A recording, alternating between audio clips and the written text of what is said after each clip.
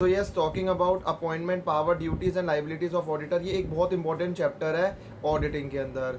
And कई बच्चे जो है वो इसके अंदर कंफ्यूज हो जाते हैं और इनको ये चैप्टर जो है वो मुश्किल लगता है। क्यों लगता है? क्योंकि वो प्रॉपर कंसंट्रेशन जो है वो पे नहीं करते। अगर मैं बता दूं, अगर आप अपना पूरा कंसंट्रेशन जो है वो इसके ऊपर पे करोगे तो आपको ये चैप्टर बहुत ही ज़्यादा सिंपल लगने वाला है, वेरी सिंपल जो है वो लगने वाला है। एंड मैं जो है वो जब मैं ये लेक्चर जो है वो प्रोवाइड कर रहा हूँ आपको, इसके अंदर मैं आपको जो है वो चार्ट्स भी बनवाऊंगा। उन चार्ट्स को आपको साथ साथ जो है वो नोटिंग कर लेना है। एंड अगर आप उन चार्ट्स की आप क्रिस्टल नॉलेज जो है वो रखोगे तो आपको सारे कॉन्सेप्ट जो है वो क्लियर हो जाएंगे। So are you guys excited about learning all this? So what are you waiting for? Let's get started.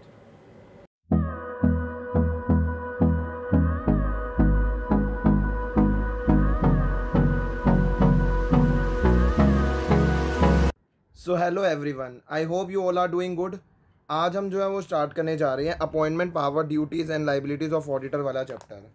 देखो, सबसे पहले एक बात समझो, ये जो appointment power duties and liabilities of auditor वाला चैप्टर है ना, इसके अंदर अपॉइंटमेंट के अंदर हम क्या सीखने वाले हैं? क्वालिफिकेशंस के बारे में सीखने वाले हैं।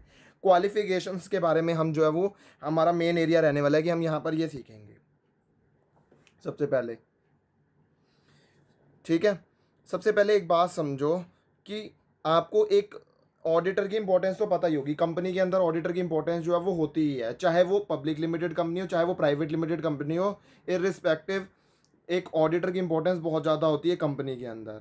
और आपको एक बात और पता होगी कि बताओ कंपनी के अकाउंट जो है वो कौन ऑडिट करता है? देखो, जो अकाउंट्स होते हैं कंपनी के वो कौन ऑडिट करता है? सोच के बताओ। तो अकाउंट जो है ना कंपनी के, कौन ऑडिट करता है? कंपनी के जो अकाउंट्स होते हैं वो क्वालिफाइड ऑडिटर जो है वो ऑडिट करता है। क्वालिफाइड ऑडिटर जो है वो कंपनी के अकाउंट्स को क्या करता है? ऑडिट करता है। ठीक है, आपको ये बात हमेशा ध्यान में रखनी है। कौन ऑडिट करता है? Qualified auditor. अब आपके दिमाग में क्वेश्चन आ रहा होगा कि ये क्वालिफाइड ऑडिटर का मतलब क्या होता है? आपके दिमाग में यही क्वेश्चन आ रहा होगा कि क्वालिफाइड ऑडिटर का मतलब क्या है। देखो, क्वालिफाइड ऑडिटर का मतलब है, ये आपको ये कौन सा सेक्शन जो है वो बताएगा कि क्वालिफाइड ऑडिटर जो है वो क्या मतलब होता है। देखो, ये जो है ना सेक्शन नंबर 226 जो है वो ये आपको बताएगा। आपको इस क्वेश्चन का आंसर कि क्वालिफाइड ऑडिटर का मतलब क्या है, ये आपको कौन से सेक्शन में मिलेगा? सेक्शन 226 के अंदर मिल जाएगा। जहां पर जो है वो, और कौन सा सेक्शन जो है वो कौन से एक्ट का सेक्शन है? ये कंपनीज एक्ट का सेक्शन है। हम कंपनीज ऑडिट पढ़ रहे हैं ना, तो ये कंपनीज एक्ट का सेक्शन है। तो ये कंपनीज एक्ट का सेक्शन है और ये बोलता है कि पर्सन जो है वो क्वालिफाइड कब नहीं होगा अपॉइंटमेंट के लिए। अगर वो जो है वो चार्टर्ड अकाउंटेंट नहीं है तो वो नहीं होगा अपॉइंट। मतलब वो ओनली तब कब कब वो क्वालिफाइड है कि उसे ऑडिटर बनाया जा सकता है, जब वो चार्टर्ड अकाउंटेंट है with in the meaning of chartered accountant act 1949। तो मैं आपसे एक बात पूछता हूँ, बताओ चार्टर्ड अकाउंटेंट्स के ऊपर कौन सा एक्ट लगता है? CA एक्ट 1949 जो है वो एप्लीकेबल होता है चार्टर्ड अकाउंटेंट्स पर। और कंपनीज पर कौन सा लगता है? कंपनीज एक्ट लगता है। और तो पर्सन जो है वो उसको वो क्वालिफाइड नहीं है अपॉइंटमेंट के लिए ऑडिटर के लिए, ऑडिटर की तरह, जब तक वो चार्टर्ड अकाउंटेंट नहीं है। मतलब वो कब जो है वो क्वालिफाइड है, इसका ऐसे भी रीड करा जा सकता है कि वो कब क्वालिफाइड है? जब वो चार्टर्ड अकाउंटेंट होगा with in the meaning of chartered accountant act 1949। ठीक है, क्योंकि चार्टर्ड अकाउंटेंट पर कौन सा एक्ट लगता है? चार्टर्ड अकाउंटेंट एक्ट 1949 के जो प्रोविजंस होते हैं, जो भी क्लॉजेज वगैरह हैं वहाँ पर वो अबाइंड हो जाते हैं एंड उनको वो फॉलो करने पड़ते हैं। इसके बाद आप एक बात समझो, अगर मान लो कोई फर्म है जहाँ पर जिसके सारे के सारे पार्टनर जो है वो प्रैक्टिस कर रहे हैं as a chartered accountant India के अंदर, क्या वो जो है वो उनको कैसे अपॉइंट किया जा सकता है? तो मैं एक बात बता दूं, जैसे मैं आपको बताऊं, वेट अ सेकेंड। देखो, एक बात समझो आप, जैसे एक फर्म है जिसके जो है वो 3 पार्टनर हैं, A, B और C। ठीक है, और ये तो तीनों तीनों के तीनों पार्टनर्स हैं ना, ये जो तीनों के तीनों पार्टनर्स हैं ये क्या कर रहे हैं? ये सारे के सारे पार्टनर जो हैं वो प्रैक्टिस कर रहे हैं, प्रैक्टिसिंग हैं एज अ चार्टर्ड अकाउंटेंट। आपको पता ही होगा, चार्टर्ड अकाउंटेंट जो हैं वो उनके पास में ऑप्शंस होते हैं, या तो वो जॉब कर सकते हैं, या तो वो अपनी प्रैक्टिस कर सकते हैं, या तो वो किसी कंपनी के एम्प्लॉय बन सकते हैं। अब वो प्रैक्टिस कर रहे हैं अपनी, जैसे डॉक्टर प्रैक्टिस करता है वैसे ही चार्टर्ड अकाउंटेंट जो है वो प्रैक्टिस कर रहे हैं। आप समझ रहे हो ना? अपना ऑफिस खोलकर और जो है वो प्रैक्टिस कर रहे हैं, क्लाइंट को एडवाइजेस वगैरह दे रहे हैं, तो उन्हें बोलते हैं प्रैक्टिस कर रहे हैं वो as an chartered accountant India के अंदर। अब अगर मान लो फर्म जिसके अंदर ये जो चार्टर्ड अकाउंट, ये जो पार्टनर्स हैं, ये सारे क्या है? A, B और C जो है वो क्या है? फर्म के अंदर पार्टनर्स। आई होप आपको तो वैसे ही क्लिक कर गया होगा कि A, B, C कौन है? पार्टनर्स है यहाँ पर। तो अगर ये जो 3 पर्सन है ये पार्टनर्स की तरह हैं और ये प्रैक्टिस कर रहे हैं as a chartered accountant India के अंदर, तो इनको जो है वो अपॉइंट बताओ किसके नाम में किया जाएगा? तो इनको जो है वो अपॉइंट जो है वो किस नाम में करा जाएगा? इनकी फर्म के नेम के अंदर इनको जो है वो अपॉइंट किया जाएगा। इनको जो है वो अपॉइंटमेंट जो भी करा जाएगा, कि अगर आपको इनको ऑडिटर बनाना है, किसके नाम में जो करा जाएगा? क्या इनके इंडिविजुअल के नाम में करा जाएगा? The answer is no. Firm के नाम में जो है वो इनका अपॉइंटमेंट जो है वो किया जाएगा as an auditor of the company, company के ऑडिटर की तरह अपॉइंटमेंट किया जा रहा है, बट एज एन फर्म के नाम में जो है वो कंपनी की तरह जो है वो इसका मतलब ऑडिटर का अपॉइंटमेंट होगा। And partners of the firm जो है वो कैसे, और यहाँ पर जो पार्टनर्स हैं ना, फर्म के जो भी पार्टनर्स हैं वो एक्ट जो है वो किसके नाम में करेंगे, ये जो पार्टनर्स हैं ये किसके नाम में जो है वो एक्ट करेंगे, फर्म के नाम में। आई होप आपको इतना पता ही होगा कि पार्टनरशिप के अंदर होता भी ऐसा ही है। अब एक बात आप समझो, देखो पर्सन जो भी जो है सर्टिफिकेट होल्ड करेगा ना, जो रिस्ट्रिक्टेड ऑडिटर सर्टिफिकेट रूल के हिसाब से, वो भी क्वालिफाइड होता है कि वो भी ऑडिटर बन सकता है। अगर मान लो कोई पर्सन है जिसके पास में क्या है, सर्टिफिकेट है, कौन सा सर्टिफिकेट है, रिस्ट्रिक्टेड ऑडिटर सर्टिफिकेट है, रिस्ट्रिक्टेड ऑडिटर का सर्टिफिकेट है पार्ट बी स्टेट वाला, तो वो भी क्वालिफाइड है, वो भी ऑडिटर जो है वो बन सकता है। अब आप एक बात बोलोगे, क्या जो है वो सेंट्रल गवर्नमेंट के पास में कुछ पावर होती है इसके regarding? The answer is yes. यहाँ पर जो सीजी होती है ना, सीजी के पास पावर होती है कि वो जो है वो रूल्स बना सकती है कि वो किस तरीके से जो है वो ये ग्रांट करे, रिन्यूएबल या फिर सस्पेंशन कर दे इन जो है वो, या फिर कैंसिलेशन जो है वो करे इन पर्सन को सर्टिफिकेट देने में। एंड उसके पास में जो है सेंट्रल गवर्नमेंट के पास में वो पावर भी होती है कि वो प्रिस्क्राइब कर सकती है कंडीशन एंड रिस्ट्रिक्शन जो है वो, कि ये जो रिस्ट्रिक्टेड ऑडिटर सर्टिफिकेट है ना, ये किसके लिए, किसको दिया जाएगा, किसको नहीं दिया जाएगा, क्योंकि ये भी क्वालिफाइड होते हैं ऑडिटर बनने के लिए। तो वो जो है वो क्या कर सकते हैं, प्रिस्क्राइब कर सकते हैं कंडीशन एंड रिस्ट्रिक्शंस, कि ये कंडीशन पे मिलेगा, ये रिस्ट्रिक्शंस है, इसके अंदर आप नहीं कर सकते हो, ऐसे ऐसे करके वो कंडीशन और रिस्ट्रिक्शन दोनों चीज़ें लगा सकती है। बट देखो जो भी होगा, जो भी होगा, जो है सेंट्रल गवर्नमेंट को क्या करना पड़ेगा, इन सारी चीज़ों को जो है वो कहाँ पर नोटिफाई करना पड़ेगा, ऑफिशियल गैजेट के अंदर जो है वो नोटिफाई करना पड़ेगा। इन चीज़ों को कहाँ पर नोटिफाई करना पड़ेगा, नोटिफाई करना पड़ेगा ऑफिशियल गैजेट के अंदर। ठीक है ना, आप ऑफिशियल गैजेट का मतलब तो समझ गए होंगे कि मतलब जो भी मतलब वहाँ पर जो अखबार वगैरह चल रहे हैं, या फिर जो है वो लोकल एरिया के अंदर जो भी जो है सर्कुलेशंस वगैरह होती हैं, उसके अंदर नोटिफाई करना पड़ेगा। अगर मान लो वो ऐसा कुछ भी जो है वो कर रही है, रिस्ट्रिक्शंस लगा रही है, कंडीशन लगा रही है, ऐसा नहीं है हवा में लगा दी और पता किसी को है नहीं, ऑफिशियल गैजेट में बताना पड़ेगा आपको सेंट्रल गवर्नमेंट। ठीक है, सेंट्रल गवर्नमेंट को बात बोली जा रही है ये। अब आप एक बात सोचोगे कि जो है वो जो हमने बार बार क्वालिफाइड ऑडिटर जो है वो पढ़ लिया, तो क्वालिफाइड ऑडिटर बनने के लिए आपको क्या करना पड़ेगा? तो क्वालिफाइड ऑडिटर बनने के लिए आपको क्या करना पड़ता है, आपको जो है वो किसका एग्जामिनेशन जो है वो पास आउट करना पड़ता है? तो आपको एक एग्जामिनेशन जो है वो पास आउट करना पड़ता है, वो कौन सा होता है, आईसीएआई का, आईसीएआई का एग्जामिनेशन पास करना होता है। Institute of chartered accountant of India का एग्जामिनेशन जो है वो क्या करना पड़ता है, पास करना पड़ता है। एंड तब जाकर आप जो है वो क्या बनते हो, institute of chartered accountant of India के मेंबर बन जाते हो, आईसीएआई के। And then you are qualified to become the auditor, then you become qualified to become an auditor. ठीक है, एंड एक बात बताऊं, वो जो क्वालिफाइड ऑडिटर है ना, उसके पास में क्या होना चाहिए, सर्टिफिकेट ऑफ प्रैक्टिस होना चाहिए। ठीक है, कि उसके पास में प्रैक्टिसिंग सर्टिफिकेट होना चाहिए। किसके अंदर, मैंने अभी आपको बताया ही था, रिस्ट्रिक्टेड ऑडिटर सर्टिफिकेट रूल 1956 के अंदर उसके पास में क्या होना चाहिए, सर्टिफिकेट ऑफ प्रैक्टिस, कि हाँ वो प्रैक्टिस करने के लिए जो है वो है, मतलब क्या है ना कि जो है वो सर्टिफिकेट ऑफ प्रैक्टिस जो है वो उसके पास होना ही चाहिए चार्टर्ड अकाउंटेंट के पास में। बेसिकली क्या होता है कि ये पता चल जाए कि वो जो है वो चार्टर्ड अकाउंटेंट जो है प्रैक्टिस कर रहा है, इसलिए उसके पास सर्टिफिकेट ऑफ प्रैक्टिस होगा। ठीक है, और इसके बाद में आपको एक बात और ध्यान में रखनी है, अगर मान लो उसने जो कोई भी जो है वो कोई भी जो है वो क्वालिफिकेशन वो पोजेस नहीं कर रहा है, तो बताओ इसमें से कुछ भी जो उसने तोड़ दिया, कुछ भी ऐसा ब्रीच वगैरह कर दिया, जो भी हमने सारी बातें अभी सीखी, तो वो क्वालिफाइड होगा ऑडिटर बनने के लिए? The answer is no. अगर उसने कोई भी ब्रीच करा तो वो क्वालिफाइड नहीं होगा एज एन ऑडिटर।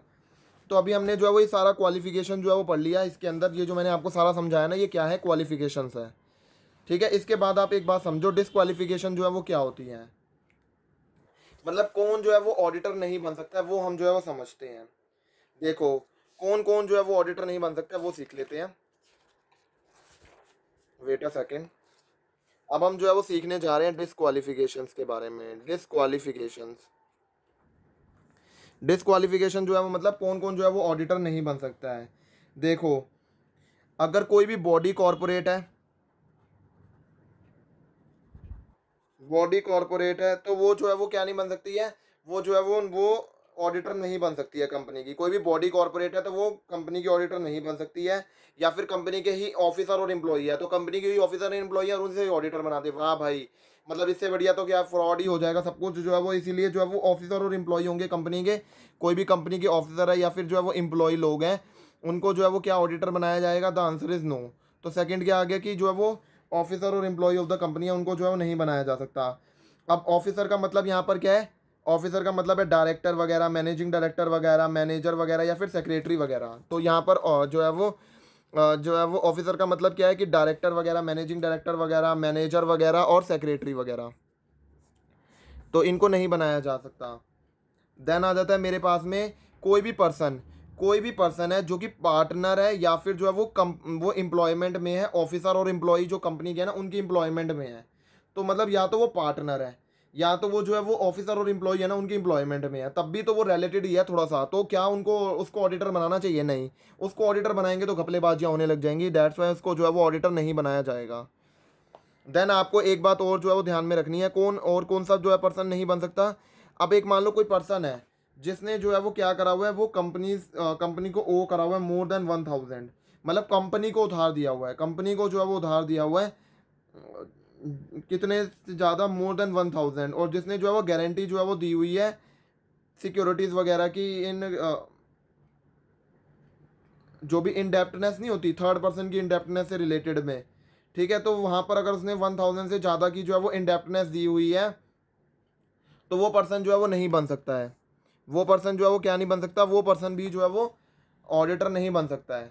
तो कौन कौन नहीं बन सकता है? या तो जो है वो पर्सन जिसने जो है वो ओ करा है कंपनी को मोर देन 1000, या फिर जो है जिसने गारंटी दी है, और जो गारंटी दी है of providing any security in connection with indebtedness of any third person to the company amounting to more than 1000, वो भी जो है वो क्या नहीं बन सकता? वो भी ऑडिटर नहीं बन सकता।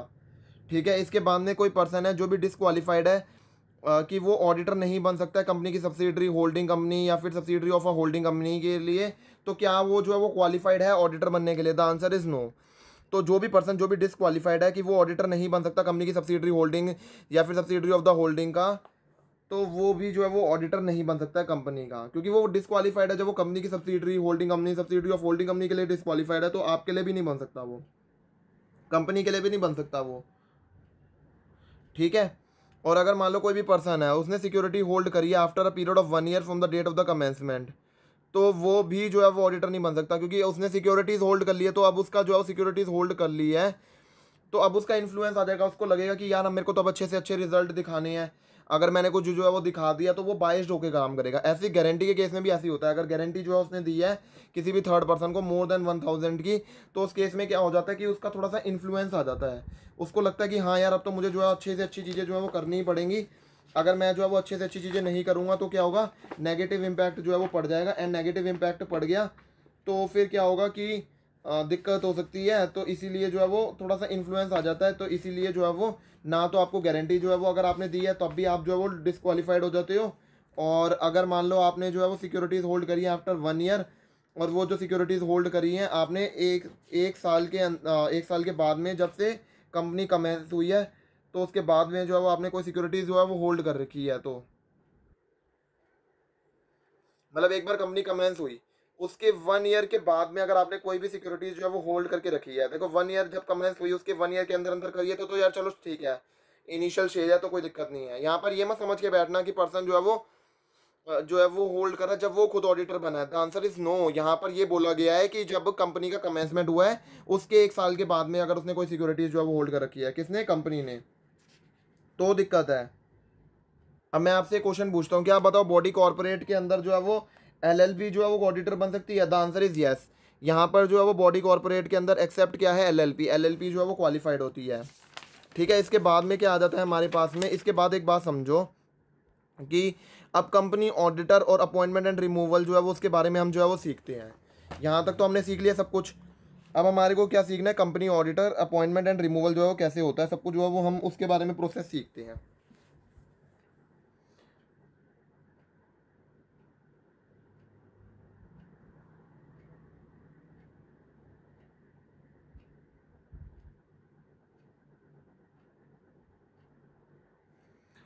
आपको एक बात तो समझ में आ गई होगी कि ये जो पर्सन्स है ये जो है वो क्या है, ये डिस्क्वालीफाइड हो जाते हैं, इनको जो है वो ऑडिटर नहीं बनाया जा सकता। ये डिस्क्वालिफिकेशन होती है ऑडिटर की, जो कि हमारे को कौन से सेक्शन के अंदर दी हुई है, सेक्शन 226(3)(4) के अंदर जो है वो दी हुई है। एंड अगर मैं नई कंपनीज एक्ट की बात करूं तो जो है वो नए कंपनीज एक्ट के अंदर कौन से सेक्शन के अंदर दी हुई है, सेक्शन नंबर 141 के अंदर जो है वो दी हुई है कि ये पर्सन जो है वो क्या होते हैं, ये जो है डिस्क्वालीफाइड होते हैं, इनको जो है वो ऑडिटर नहीं बनाया जा सकता। किस चीज़ के लिए जो है डिस्क्वालीफाइड होते हैं वो आपको पता होनी चाहिए। डिस्क्वालिफिकेशन किसकी है, ऑडिटर की डिस्क्वालिफिकेशन है, वो आपको हमेशा जो है वो बात ध्यान में रखनी है। ठीक है, अब आप एक बात समझो यहाँ पर कि जो है वो कंपनी ऑडिटर, ये तो हमने सारा कुछ पढ़ ही लिया। ठीक है, अब आप एक बात समझो, अपॉइंटमेंट ऑफ द ऑडिटर जो है वो हम सीख लेते हैं। सेक्शन नंबर ये जो है वो अपॉइंटमेंट ऑफ द ऑडिटर, देखो सेक्शन नंबर जो 224 है ना एक्ट का, उसके अंदर डिटेल प्रोविजन जो है वो बताए गए हैं अपॉइंटमेंट ऑफ स्टैट्यूटरी ऑडिटर के, वो जो है वो लेट डाउन करे गए हैं। और यहाँ पर जो सेक्शन, ये जो सेक्शन है ये सभी की सारी कंपनीज पर जो है वो एप्लीकेबल हो जाता है, जहाँ पर बताए हुए हैं कि जो है वो अपॉइंटमेंट ऑफ स्टैट्यूटरी ऑडिटर के जो है वो प्रोविजन जो है डिटेल में लेट डाउन करे हुए हैं, वहाँ पर डिटेल में प्रोविजन जो है समझाए हुए हैं। अब एक और बात आप समझो, ये जो एक्ट है ना, इसने पावर बताई हुई है कि ऑडिटर एंड डायरेक्टर की क्या पावर होती है, ऑडिटर की with its director, share holder, central government and CAG के साथ में क्या होती है अपॉइंटमेंट ऑफ ऑडिटर के केस में। ठीक है, तो ये जो है वो सारी की सारी चीज़ें जो है वो वहाँ पर बताई गई हैं। अब आ जाता है, अब कौन अपॉइंटमेंट जो है वो करता है। अगर मान लो जो है वो मैं बात करूँ कि ऑडिटर का अपॉइंटमेंट जो है वो कौन करता है, तो वो आप जो है वो आप सीखो। देखो, अब फर्स्ट ऑडिटर, जो भी कंपनी के अंदर फर्स्ट ऑडिटर होते हैं, तो बोर्ड ऑफ डायरेक्टर जो है वो फर्स्ट ऑडिटर को जो है वो अपॉइंट करते हैं। कितने, बोर्ड ऑफ डायरेक्टर जो है फर्स्ट ऑडिटर को अपॉइंट करते हैं 1 मंथ के अंदर अंदर from the date of the resignation of the company by the valid resolution. तो 1 महीने के अंदर अंदर जो है वो क्या करते हैं, बोर्ड जो है वो अपॉइंट करता है। अपॉइंटमेंट जो है वो कब करता है, बोर्ड जो है वो अपॉइंटमेंट करता है रजिस्ट्रेशन के, रेजिग्नेशन नहीं है ये, रजिस्ट्रेशन है, आपको ये बात ध्यान में रखनी है। तो देखो, अब सबसे पहले जो है वो यही सीख लो कि फर्स्ट ऑडिटर का अपॉइंटमेंट जो है वो कैसे होगा। देखो, फर्स्ट ऑडिटर का अपॉइंटमेंट जो है वो अपॉइंटमेंट जो भी होता है फर्स्ट ऑडिटर का, अपॉइंटमेंट ऑफ फर्स्ट ऑडिटर, जो भी कंपनी के अंदर पहला पहला ऑडिटर होगा उसका अपॉइंटमेंट जो है वो कैसे किया जाएगा, कौन जो है वो उसका अपॉइंटमेंट करेगी, बोर्ड जो है वो करेगी। कितने दिनों में, 30 दिनों के अंदर अंदर जो है वो बोर्ड उसका अपॉइंटमेंट करेगी। जब से कंपनी का रजिस्ट्रेशन हुआ है, मान लो कंपनी जो है वो किसी कोई जिन दिन रजिस्टर्ड हुई है, 1 अक्टूबर 2020 में रजिस्टर्ड हुई है, तो उसके 30 दिनों के अंदर अंदर, मतलब कि 31 अक्टूबर 2020 तक जो है वो क्या करना है, जो है बोर्ड को जो है 30 दिनों के अंदर अंदर जो है वो क्या करना है, जो है वो फर्स्ट ऑडिटर का अपॉइंटमेंट जो है वो करना पड़ता है। फर्स्ट ऑडिटर का अपॉइंटमेंट जो है कितने दिनों में करना पड़ता है, 30 दिनों के अंदर अंदर जो है वो करना पड़ता है। ठीक है, जब आपको ये बात समझ में आ जाती है कि हाँ 30 दिनों के अंदर अंदर करना पड़ता है, एंड अगर मान लो बोर्ड जो है वो फेल हो जाती है, अगर बोर्ड जो है वो नहीं कर पाती, अगर बोर्ड नहीं कर पाती है, तो 90 दिनों के अंदर अंदर कौन करेगा, तो 90 दिनों के अंदर अंदर जो है वो मेंबर्स जो है वो क्या करते हैं, मेंबर्स जो है वो अपॉइंट करते हैं, मेंबर्स को जो है वो मेंबर्स अपॉइंट करते हैं, क्योंकि जो है वो बोर्ड तो फेल हो गई, अब मेंबर्स पे जिम्मेदारी आ जाती है, मेंबर्स को करना पड़ेगा 90 दिनों के अंदर अंदर। कहाँ पर करना पड़ेगा, ईजीएम के अंदर करना पड़ेगा। कैसे करना पड़ेगा, ऑर्डिनरी रेजोल्यूशन पास करके उस ऑडिटर को अपॉइंट करना पड़ेगा। मैं कौन से ऑडिटर की बात कर रहा हूँ, फर्स्ट ऑडिटर की जो है वो बात कर रहा हूँ, और मैं कौन सी कंपनी की बात कर रहा हूँ, अदर देन गवर्नमेंट कंपनीज की मैं बात कर रहा हूँ। ठीक है, अब एक बात समझो, अब ये तो हो गया हमारे पास में फर्स्ट ऑडिटर का केस, लेकिन अगर मान लो जो है वो कैजुअल वैकेंसी हो जाती है, कैजुअल वैकेंसी जो है वो हो जाती है, तो उस केस में क्या होगा। देखो, अगर कैजुअल वैकेंसी जो है वो अराइज हो जाती है, तो डायरेक्टर के पास में पावर है कि वो कैजुअल वैकेंसी जो है वो फिल आउट कर सकते हैं। ठीक है, लेकिन कौन सी नहीं कर सकते, जहाँ पर जो है प्रायर, जो भी प्रायर रेजिग्नेशन ऑफ ऑडिटर की वजह से हुआ है उसके अलावा। ठीक है, अगर मान लो जो है प्रायर रेजिग्नेशन वगैरह की वजह से हुआ है, तो कौन जो है वो उसका अपॉइंटमेंट जो है वो करता है, तो उसका अपॉइंटमेंट जो है वो अप्रूवल जो है वो जनरल मीटिंग के अंदर जाता है। ठीक है, तो कोई भी ऑडिटर जो भी अपॉइंटेड हुआ है कैजुअल वैकेंसी के लिए, वो कब तक होल्ड करके रखेगा ऑफिस, वो होल्ड करके रखता है office till the conclusion of next annual general meeting, क्योंकि उसको जो है वो लेकर आया गया, किस लिए लेकर आया गया, कि वो जो है कोई जगह खाली थी उसके लिए लेकर आया गया था। तो उस जो कैजुअल वैकेंसी से जो ऑडिटर जो है वो अपॉइंट हुआ है, वो कब तक जो है वो रहेगा, जब तक नेक्स्ट एजीएम होगी तब तक जो है वो रहेगा। उसके बाद में देखा जाएगा कि अपॉइंट करना है नहीं करना। तो आपको बस एक बात ध्यान में रखनी है, कैजुअल वैकेंसी जो है ना, मैं आपको जो है वो बात बताता हूँ। वैसे कैजुअल वैकेंसी जो होती है वो 30 दिनों के अंदर अंदर जो है वो कौन फिलअप करता है, बोर्ड फिलअप करता है। एंड अगर बोर्ड भी जो है वो, ये यहाँ पर मैं वैसे बता रहा हूँ, और अगर मान लो जो है वो बोर्ड भी नहीं कर पाती, लेकिन अगर मान लो बोर्ड भी नहीं इसके 30 दिनों के अंदर अंदर बोर्ड को करना पड़ता है। बट अगर मान के चलो कैजुअल वैकेंसी जो है वो ऑडिटर के रेजिग्नेशन की वजह से आई है, ये यहीं खत्म हो गया, ठीक है। अब ऑडिटर के रेजिग्नेशन की वजह से जो है वो कैजुअल वैकेंसी आ गई, तो कौन फिलअप करेगा? 30 दिनों के अंदर अंदर जो है वो बोर्ड जो है वो क्या करेगी, फिल तो करेगी, लेकिन जो भी अपॉइंटमेंट जो भी बोर्ड जो करेगी उसकी अप्रूवल जो है जनरल मीटिंग में ली जाएगी। 3 महीनों के अंदर अंदर जो है वो जब से बोर्ड ने रिकमेंड करा उसकी जो है वो अपॉइंटमेंट जो है वो अप्रूवल जो है जनरल मीटिंग के अंदर ली जाती है। और जो कैजुअल वैकेंसी से जो भी ऑडिटर अपॉइंट किया जाता है उसका टेन्योर कब तक होता है? जो भी ऑडिटर जिसको अपॉइंट किया गया कि कैजुअल वैकेंसी फिलअप करने के लिए, वो होल्ड करके रखेगा office till the conclusion of next AGM तक जो है वो होल्ड करके रखेगा। और अगर मैं बात करूं फर्स्ट ऑडिटर की, जो फर्स्ट आया है, तो फर्स्ट ऑडिटर को जो है वो अपना ऑफिस कब तक होल्ड करके रखना है? फर्स्ट एजीएम तक जो है वो होल्ड करके रखना है। फर्स्ट एजीएम तक वो जो है वो होल्ड करके रखता है। फर्स्ट एजीएम तक वो जो है वो क्या करके रखता है? ऑफिस को होल्ड करके रखेगा। अब आ जाता है शेयर होल्डर जो है वो अपॉइंटमेंट कर रहे हैं। देखो मैंने आपको बताया ही है कि फर्स्ट ऑडिटर के केस के अंदर क्या होता है। देखो इन केस डायरेक्टर नहीं कर पाते तो शेयर होल्डर जो है वो क्या करेंगे, ऑडिटर को अपॉइंट करेंगे जनरल मीटिंग के अंदर बाय पासिंग अ रेजोल्यूशन, ठीक है। फर्स्ट ऑडिटर का अपॉइंटमेंट तो वैसे 30 दिनों के अंदर अंदर कौन करता है? बोर्ड जो है वो करती है 30 दिनों के अंदर अंदर, जब से कंपनी का रजिस्ट्रेशन हुआ है। अगर बोर्ड जो है वो फेल हो जाती है तो कौन करेगा? मेंबर्स करेंगे, यही लिखा है। मेंबर्स का मतलब क्या होता है? शेयर होल्डर्स वगैरह, कंपनी के जो शेयर होल्डर्स वगैरह फिर वो अपॉइंट करेंगे। अगर डायरेक्टर जो है फेल हो जाते हैं तो शेयर होल्डर जो है वो क्या करेंगे? अपॉइंट करेंगे। कहाँ पर करेंगे? मैंने बताया ये आपको, जनरल मीटिंग के अंदर जो है वो करेंगे, और रेजोल्यूशन पास आउट करके करेंगे, ये भी मैंने आपको बताया ही है, ठीक है। तो ये सब कुछ हो जाता है। अब आ जाता है मेरे पास में सब्सीक्वेंट ऑडिटर का केस। अब आप एक बात समझो कि सब्सीक्वेंट ऑडिटर का केस के अंदर जो है वो कैसे रहता है। तो सब्सीक्वेंट ऑडिटर के अंदर क्या होता है? सब्सीक्वेंट ऑडिटर के केस में सब्सीक्वेंट ऑडिटर जो है वो कैसे करा जाता है? बाय ऑर्डिनरी रेजोल्यूशन या फिर बाय स्पेशल रेजोल्यूशन।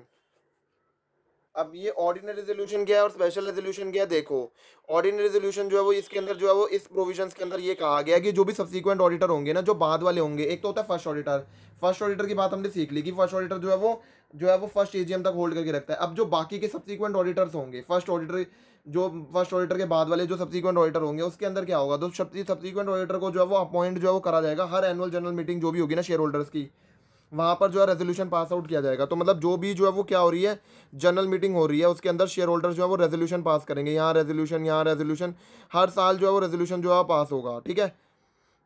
और यहाँ पर जो है वो क्या होगा? सब्सीक्वेंट ऑडिटर का अपॉइंटमेंट होगा। और जो ऑडिटर जो है अपॉइंट जो भी हुआ है वो होल्ड करके कब तक रखेगा ऑफिस? जो भी उस मीटिंग का कंक्लूजन होगा। मान लो यहाँ पर ये मीटिंग कंक्लूड हुई, यहाँ से जो है वो यहाँ से लेकर conclusion of the next AGM तक जो है वो क्या करेगा? अपना ऑफिस होल्ड करके रखेगा। और अगर मान लो स्पेशल रेजोल्यूशन से हुआ है, अगर ये तो कौन सा केस बन गया, अगर ऑर्डिनरी रेजोल्यूशन से हुआ है तो कब तक रखेगा? तो वो नेक्स्ट एनुअल जनरल मीटिंग तक होल्ड करके रखेगा। लेकिन अगर मैं बात करूं कि जो है स्पेशल रेजोल्यूशन वाली मैं बात करूं, अगर स्पेशल रेजोल्यूशन से हुआ है, सर्टेन कंपनीज ऐसी है जहां पर ऑडिटर जो है वो अपॉइंटमेंट जो है वो कैसे होता है? स्पेशल रेजोल्यूशन से ही होता है। तो सेक्शन नंबर 224A जो है वो क्या कहता है कि जहां पर जो है not less than 25% of the subscribe share capital जो है वो हेल्ड करी है, वेदर सिंगली और इन कॉम्बिनेशन देयर ऑफ।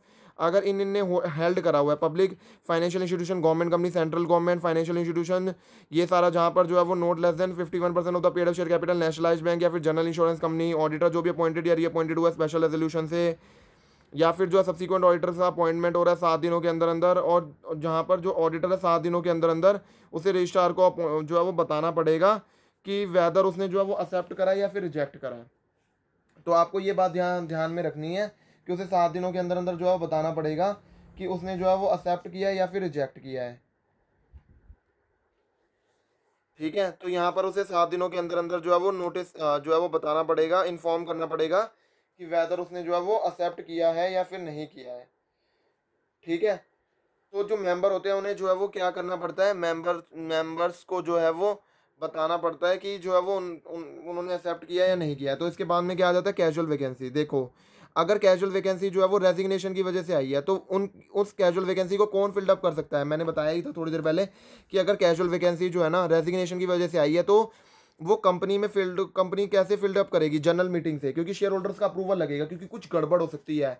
ऐसा हो सकता है कि जानबूझ के शेयर होल्डर्स ने निकाल दी, मतलब डायरेक्टर वगैरह ने मिली भगत करके कि वो ज़्यादा फ्रॉड वगैरह बता रहा है या फिर ऐसी ऐसी चीज़ें रिपोर्टिंग कर रहा है, इसी वजह से जो है डायरेक्टर ने मिली भगत करके उस ऑडिटर को निकाल दिया। तो इसीलिए जो है वो मेंबर्स जो है वो जब तक मेंबर्स जो है वो ट्रू ओनर्स हैं कंपनी के, तो जब तक वो अप्रूवल नहीं देते तब तक जो है वो नहीं निकाला जाता। तो इसीलिए जो है वो क्या करा जाता है, अगर जो है वो कैजुअल वैकेंसी जो है वो रेजिग्नेशन की वजह से आई है कि उसको रिजाइन करा है, तो वो जो वैकेंसी है वो कब कैसे फिल्ड होगी, जनरल मीटिंग के अंदर फिल्ड होगी। एंड अगर मान लो कैजुअल वैकेंसी अराइज हुई है जैसे कि रेजिग्नेशन वगैरह के थ्रू जो है वो ये है, तो शेयर होल्डर जो है वो कैन जो है वो कब अपॉइंट कर सकते हैं डायरेक्टर को, ओनली अगर डायरेक्टर जो है वो वैकेंसी नहीं फिलअप कर पाते हैं, जब उसने रिजाइन करा है तो वो तभी कर पाते हैं। पहले तो जो है वो बोर्ड फिलअप कर ले, लेकिन अगर बोर्ड जो है वो फिलअप नहीं कर रहा है, नॉर्मल केस के अंदर मैं बात कर रहा हूँ, रेजिग्नेशन वाला केस नहीं है, तो नॉर्मली तो जो है वो बोर्ड फिलअप करेंगे, एंड बोर्ड नहीं फिलअप करता है तब जाकर जो है वो शेयर होल्डर्स करते हैं। लेकिन अगर रेजिग्नेशन वाला केस होगा तो कौन जो है फिलअप करेगा, कौन फिलअप करेगा, तो वो जो है वो कौन फिलअप करते हैं, वो जो है फिलअप करते हैं शेयर होल्डर्स। तो मैं आपको जो है वो बात बता देता हूँ। देखो, आपको जो है ना ये फ्लो चार्ट जो है ना बना लेना है अपनी कॉपी के अंदर, ताकि आपको जो है ना बेटर क्लैरिटी रहे और आप जो है ना कंफ्यूज ना हो। ठीक है, कैजुअल वैकेंसी है, आपको जो है वो क्या करना है, ये पूरा चार्ट अच्छे से बना लेना अपनी कॉपी में। देखो, कैजुअल वैकेंसी जो है वो कैसे फिल्डअप होती है, वो फिल्डअप करी जाती है, मैं नॉर्मल केस की बात कर रहा हूँ, फिल्डअप करी जाती है 30 दिनों के अंदर अंदर। 30 दिनों के अंदर अंदर जो है वो बोर्ड फिलअप करता है। 30 दिनों के अंदर अंदर जो है वो कौन फिलअप करता है, बोर्ड जो है फिलअप करता है। बट अगर जो कैजुअल वैकेंसी है वो किसकी वजह से आई है, रेजिग्नेशन की वजह से आई है, तो ये रेजिग्नेशन क्या है, स्पेशल केस है। अगर वो रेजिग्नेशन की वजह से आई है कि किसने रिजाइन कर दिया है, ऑडिटर ने जो रिजाइन कर दिया, किसी पहला ऑडिटर था उसने रिजाइन कर दिया है, तो उस केस के अंदर जो है वो कैसे फिल्डअप करी जाएगी, 30 दिनों के अंदर अंदर जो है वो अभी भी बोर्ड ही फिल्ड करेंगे, बोर्ड ही अभी भी फिल्ड करेंगे। लेकिन जो अपॉइंटमेंट जो भी बोर्ड ने करा है उसके अंदर जो है वो क्या होगा, उसके अंदर अप्रूवल जो है वो लगेगा। बस क्या जो है चीज़ जो है वो एडिशनली आ जाएगी, अप्रूवल जो है वो चीज़ लगेगी। किसका अप्रूवल जो है वो लगेगा, बोर्ड का अप्रूवल लगेगा। बोर्ड से कितने दिन, बोर्ड मतलब 3 महीनों के अंदर अंदर जब बोर्ड ने रिकमेंडेशन करा है कि इस ऑडिटर, नए वाले ऑडिटर को अपॉइंट करो, उस रिकमेंडेशन के 3 महीने के अंदर अंदर जो है वो क्या करना है, जो मेंबर्स होंगे, जो भी शेयर होल्डर्स वगैरह होंगे, वो अप्रूवल वो करेंगे, वो जनरल मीटिंग के अंदर उसके अंदर अप्रूवल जो है वो करा जाएगा, अप्रूव्ड करा जाएगा। ये जो भी अपॉइंटमेंट जो भी बोर्ड ऑफ डायरेक्टर ने करा है, इसका अप्रूवल कहाँ पर करा जाएगा, जनरल मीटिंग के अंदर। तो यहाँ पर वही बात लिखी हुई है कि नॉर्मल केस के अंदर अगर रेजिग्नेशन वाला केस ना हो तो फिर बोर्ड ही जो है फिलअप कर देता है वैकेंसी को। लेकिन रेजिग्नेशन वाला केस हो तो क्या होता है कि जो है वो कौन फिलअप करेगा, बोर्ड जो है फिलअप करता है, और जो है उसका अप्रूवल जो है कहाँ पर जाता है, जनरल मीटिंग के अंदर शेयर होल्डर से अप्रूवल कराया जाता है। अब एक बात समझो, अपॉइंटमेंट जो है सेंट्रल गवर्नमेंट भी जो है वो अपॉइंट करती है। यहाँ पर हम सीखेंगे अपॉइंटमेंट जो है सेंट्रल गवर्नमेंट कर रही है, बाय द सेंट्रल गवर्नमेंट अभी हमें पढ़ना है। उससे पहले एक बात याद रखो, यहाँ पर ना आपको हर जगह जो है वो लिखे होंगे, सेक्शन नंबर लिखे होंगे। अगर आपको याद होता है तो ठीक है, नहीं तो आपको जो है ना स्ट्रेस नहीं लेना है माइंड में कि आपको जो है वो ये प्रोविज़न जो है वो याद ही करनी है, सेक्शन नंबर आपको याद ही करने हैं। तो जो है सॉल्यूशन क्या है कि अगर मान लो आपको जो है वो सेक्शन नंबर याद नहीं हो रहे हैं, तो आपको जो है वो देखो, दो कैटेगरी में स्टूडेंट जो है वो बढ़ जाएंगे। एक तो जो सेक्शन नंबर याद कर लेंगे, वेल एंड गुड है, जो अगर याद कर लिए हैं ठीक है। लेकिन अगर आपको याद नहीं हो रही है तो आपको जो है स्ट्रेस नहीं लेना है इस चीज़ का कि मेरे को याद होए। आपको ऐसा कोई स्ट्रेस नहीं लेना। अगर आपको नहीं याद होते हैं तो आपको कैसे अपने आंसर फ्रेम करने हैं वो समझ लो। आपको ये लिखना है, as per the relevant provisions, as per the relevant provisions of companies act, ठीक है, as per the relevant provision of companies act. आप ऐसा लिखोगे तब भी चलेगा, कोई दिक्कत वाली बात नहीं है। देखो, अगर आपको याद हो जाता है तो ठीक है, लेकिन अगर आपको याद नहीं हो रहा है तो लोड लेने की जरूरत नहीं है। या फिर आप कंफ्यूज हो, जो है वो आप क्या हो, कंफ्यूज हो कि आपको ये समझ नहीं आ रहा कि मेरा सही है या गलत है, तो ऐसा मत कर देना कि आप गलत सेक्शन लिख रहे हो। अगर आपको अच्छे से आता है तो आप अच्छे से लिखो, बट अगर आप कंफ्यूज हो कि आपको नहीं पता कि वो जो है सेक्शन नंबर है, तो गलत कोट मत करना। मतलब आपको मैं ये जो है वो क्यों बता रहा हूँ, रिमेंबर वन थिंग, कि आपको गलत सेक्शन कोट नहीं करना है। गलत सेक्शन जो है वो आपको नहीं कोट करना है, उससे जो है मार्क्स डिडक्ट होने के चांसेस जो है वो बन जाते हैं। तो आपको गलत सेक्शन कोट नहीं करना है, ठीक है। अगर आप बहुत ज़्यादा कॉन्फिडेंट हो, अच्छे से कॉन्फिडेंट हो, अच्छे से पता है कि हाँ यही है, तो वो लिख दो। नहीं है तो आप ये लिख दो, ठीक है, लेकिन आप गलत सेक्शन जो है वो लिख दोगे तो एग्जामिनर जो आगे चेक ही क्या करेगा, उसको पता है कि आपने जो सेक्शन ही गलत लिखा है, तो आप शायद प्रोविजन भी जो है गलत लिख रहे होंगे। तो आपको बस एक बात, ये बात ध्यान में रखनी है। ठीक है, इसके बाद में हम क्या करते हैं, इसके बाद में हम जो appointment by the central government पढ़ रहे थे वही पढ़ते हैं। So appointment by the central government के अंदर हमने जो है वो ये देखना है, देखो अगर मान लो कोई भी कंपनी है, कंपनी जो है एनुअल जनरल मीटिंग में अगर वो जो है वो नहीं अपॉइंट कर पाती या फिर वो रीअपॉइंट नहीं कर पाती ऑडिटर को, तो सेंट्रल गवर्नमेंट जो है वो क्या करेगा, वो पर्सन को जो है वो फिल कर देगा। क्या वैकेंसी कैसे फिल करेगा, वो जो है वो अपनी पावर्स को एक्सरसाइज करेगा 224(3) की। और यहाँ पर जो एक्सप्रेशन फेल टू अपॉइंट और रीअपॉइंटमेंट में का मतलब यहाँ पर ये भी है कि ऑडिटर ने ही मना कर दिया, ऑडिटर ने ही रिफ्यूज़ल कर दिया कि वो नहीं एक्सेप्ट करना चाहता एज एन ऑडिटर, तो वो ही जो है वो उसी ने मना कर दिया, वो भी जो है वो fail to appoint or reappoint में जो है वो आ जाता है। ठीक है, अब सबसे पहले जो है वो वो जो कंपनी होगी ना, ऐसी कंपनी जिसके अंदर ऐसी ऐसी चीज़ें चल रही है, उसको जो है वो नोटिस जो है वो इस फैक्ट का किसको देना पड़ेगा, गवर्नमेंट को देना पड़ेगा। एंड अगर मान लो कंपनी जो है वो नहीं नोटिस देती 7 दिनों के अंदर अंदर, तो कंपनी और every officer of the company जो भी डिफॉल्ट वगैरह के अंदर है वो पनिशेबल हो जाएगी फाइन से, विच में एक्सीड टू 5,000 रुपीज़ तक का फाइन जो है वो लग सकता है। ठीक है, और जो appointment by the central government जो है वो कैसे होगा, वो पैनल ऑफ नेम जो भी सजेस्टेड कौन कर रही है, एप्लीकेंट कंपनी सजेस्ट कर रही है, वैसे करा जाएगा। एक बात आपको और भी ध्यान में रखनी है, कि अगर मान लो जो अपॉइंटमेंट जो भी पर्सन का ऑडिटर की तरह करा जा रहा है वो शुरू से ही वॉइड था, वॉइड एब इनिशियो का मतलब है वो इनिशियली शुरू से ही वॉइड था। ठीक है, वॉइड एब इनिशियो मतलब कंसेंट वगैरह नहीं थी, कंसेंटम वगैरह नहीं थी, एंड वॉइड एब इनिशियो वगैरह था। तो क्या जो है वो अगर मान लो वो पर्सन जो है वैकेट कर जाता है, तो क्या उसे कैजुअल वैकेंसी माना जाएगा, तो उसे जो है वो कैजुअल वैकेंसी नहीं माना जाएगा। रैदर यहाँ पर जो सारी की सारी पावर्स है वो सेंट्रल गवर्नमेंट के पास में जो है वो आ जाती है। तो अगर कोई कंपनी है वो जो है जनरल मीटिंग के अंदर वो किसी अपॉइंटमेंट को ना जो है वो कंपनी जो है वो, देखो मैं आपको ना एक ना इसको ना फ्लो डायग्राम से समझाता हूँ, ताकि आपको जो है ना appointment by the central government के प्रोविजन जो है वो क्रिस्टल क्लियर हो जाए। देखो जैसे ये कंपनी है, कंपनी को जो है वो एनुअल जनरल मीटिंग में क्या करना था, या तो जो है वो मतलब ऑडिटर का अपॉइंटमेंट करना था, बट अगर वो ऑडिटर को जो है वो या तो वो अपॉइंट नहीं कर पा रही, या तो उसने रीअपॉइंट नहीं कर पाई, या तो वो अपॉइंट नहीं कर पाई कंपनी जो है वो ऑडिटर को, या तो वो रीअपॉइंट नहीं कर पाई किसको, ऑडिटर को, या तो ऑडिटर को अपॉइंट नहीं कर पाई या तो रीअपॉइंट नहीं कर पा रही है, तो उस केस में जो है सीजी जो है वो रोल में आएगा। सीजी जो है वो क्या करेगा, सीजी जो है वो क्या करेगा, वो पर्सन को अपॉइंट करेगा, वो किसी पर्सन को अपॉइंट करेगा। अब कंपनी तो कर नहीं पा रही, अब किसको जो है वो आना पड़ेगा, पिक्चर में कौन आ गया, सेंट्रल गवर्नमेंट जो है वो पर्सन को अपॉइंट करेगा। वो क्या करेगा, वो वैकेंसी फिल अप कर देगा, वो वैकेंसी क्या करेगा, फिल करेगा। बिल्कुल सही बात है, कौन वैकेंसी फिल करेगा, सेंट्रल गवर्नमेंट फिल करेगा। वो कौन सी पावर जो है वो एक्सरसाइज करेगा, सेक्शन नंबर 224(3) वाली पावर जो है वो एक्सरसाइज करेगा। और यहाँ पर जो है वो ये जो कंपनी है कि वो अपॉइंट नहीं कर पा रही है और या फिर ये अपॉइंट नहीं कर पा रही है, इसको ये इन्फॉर्मेशन जो है सेंट्रल गवर्नमेंट को देनी है।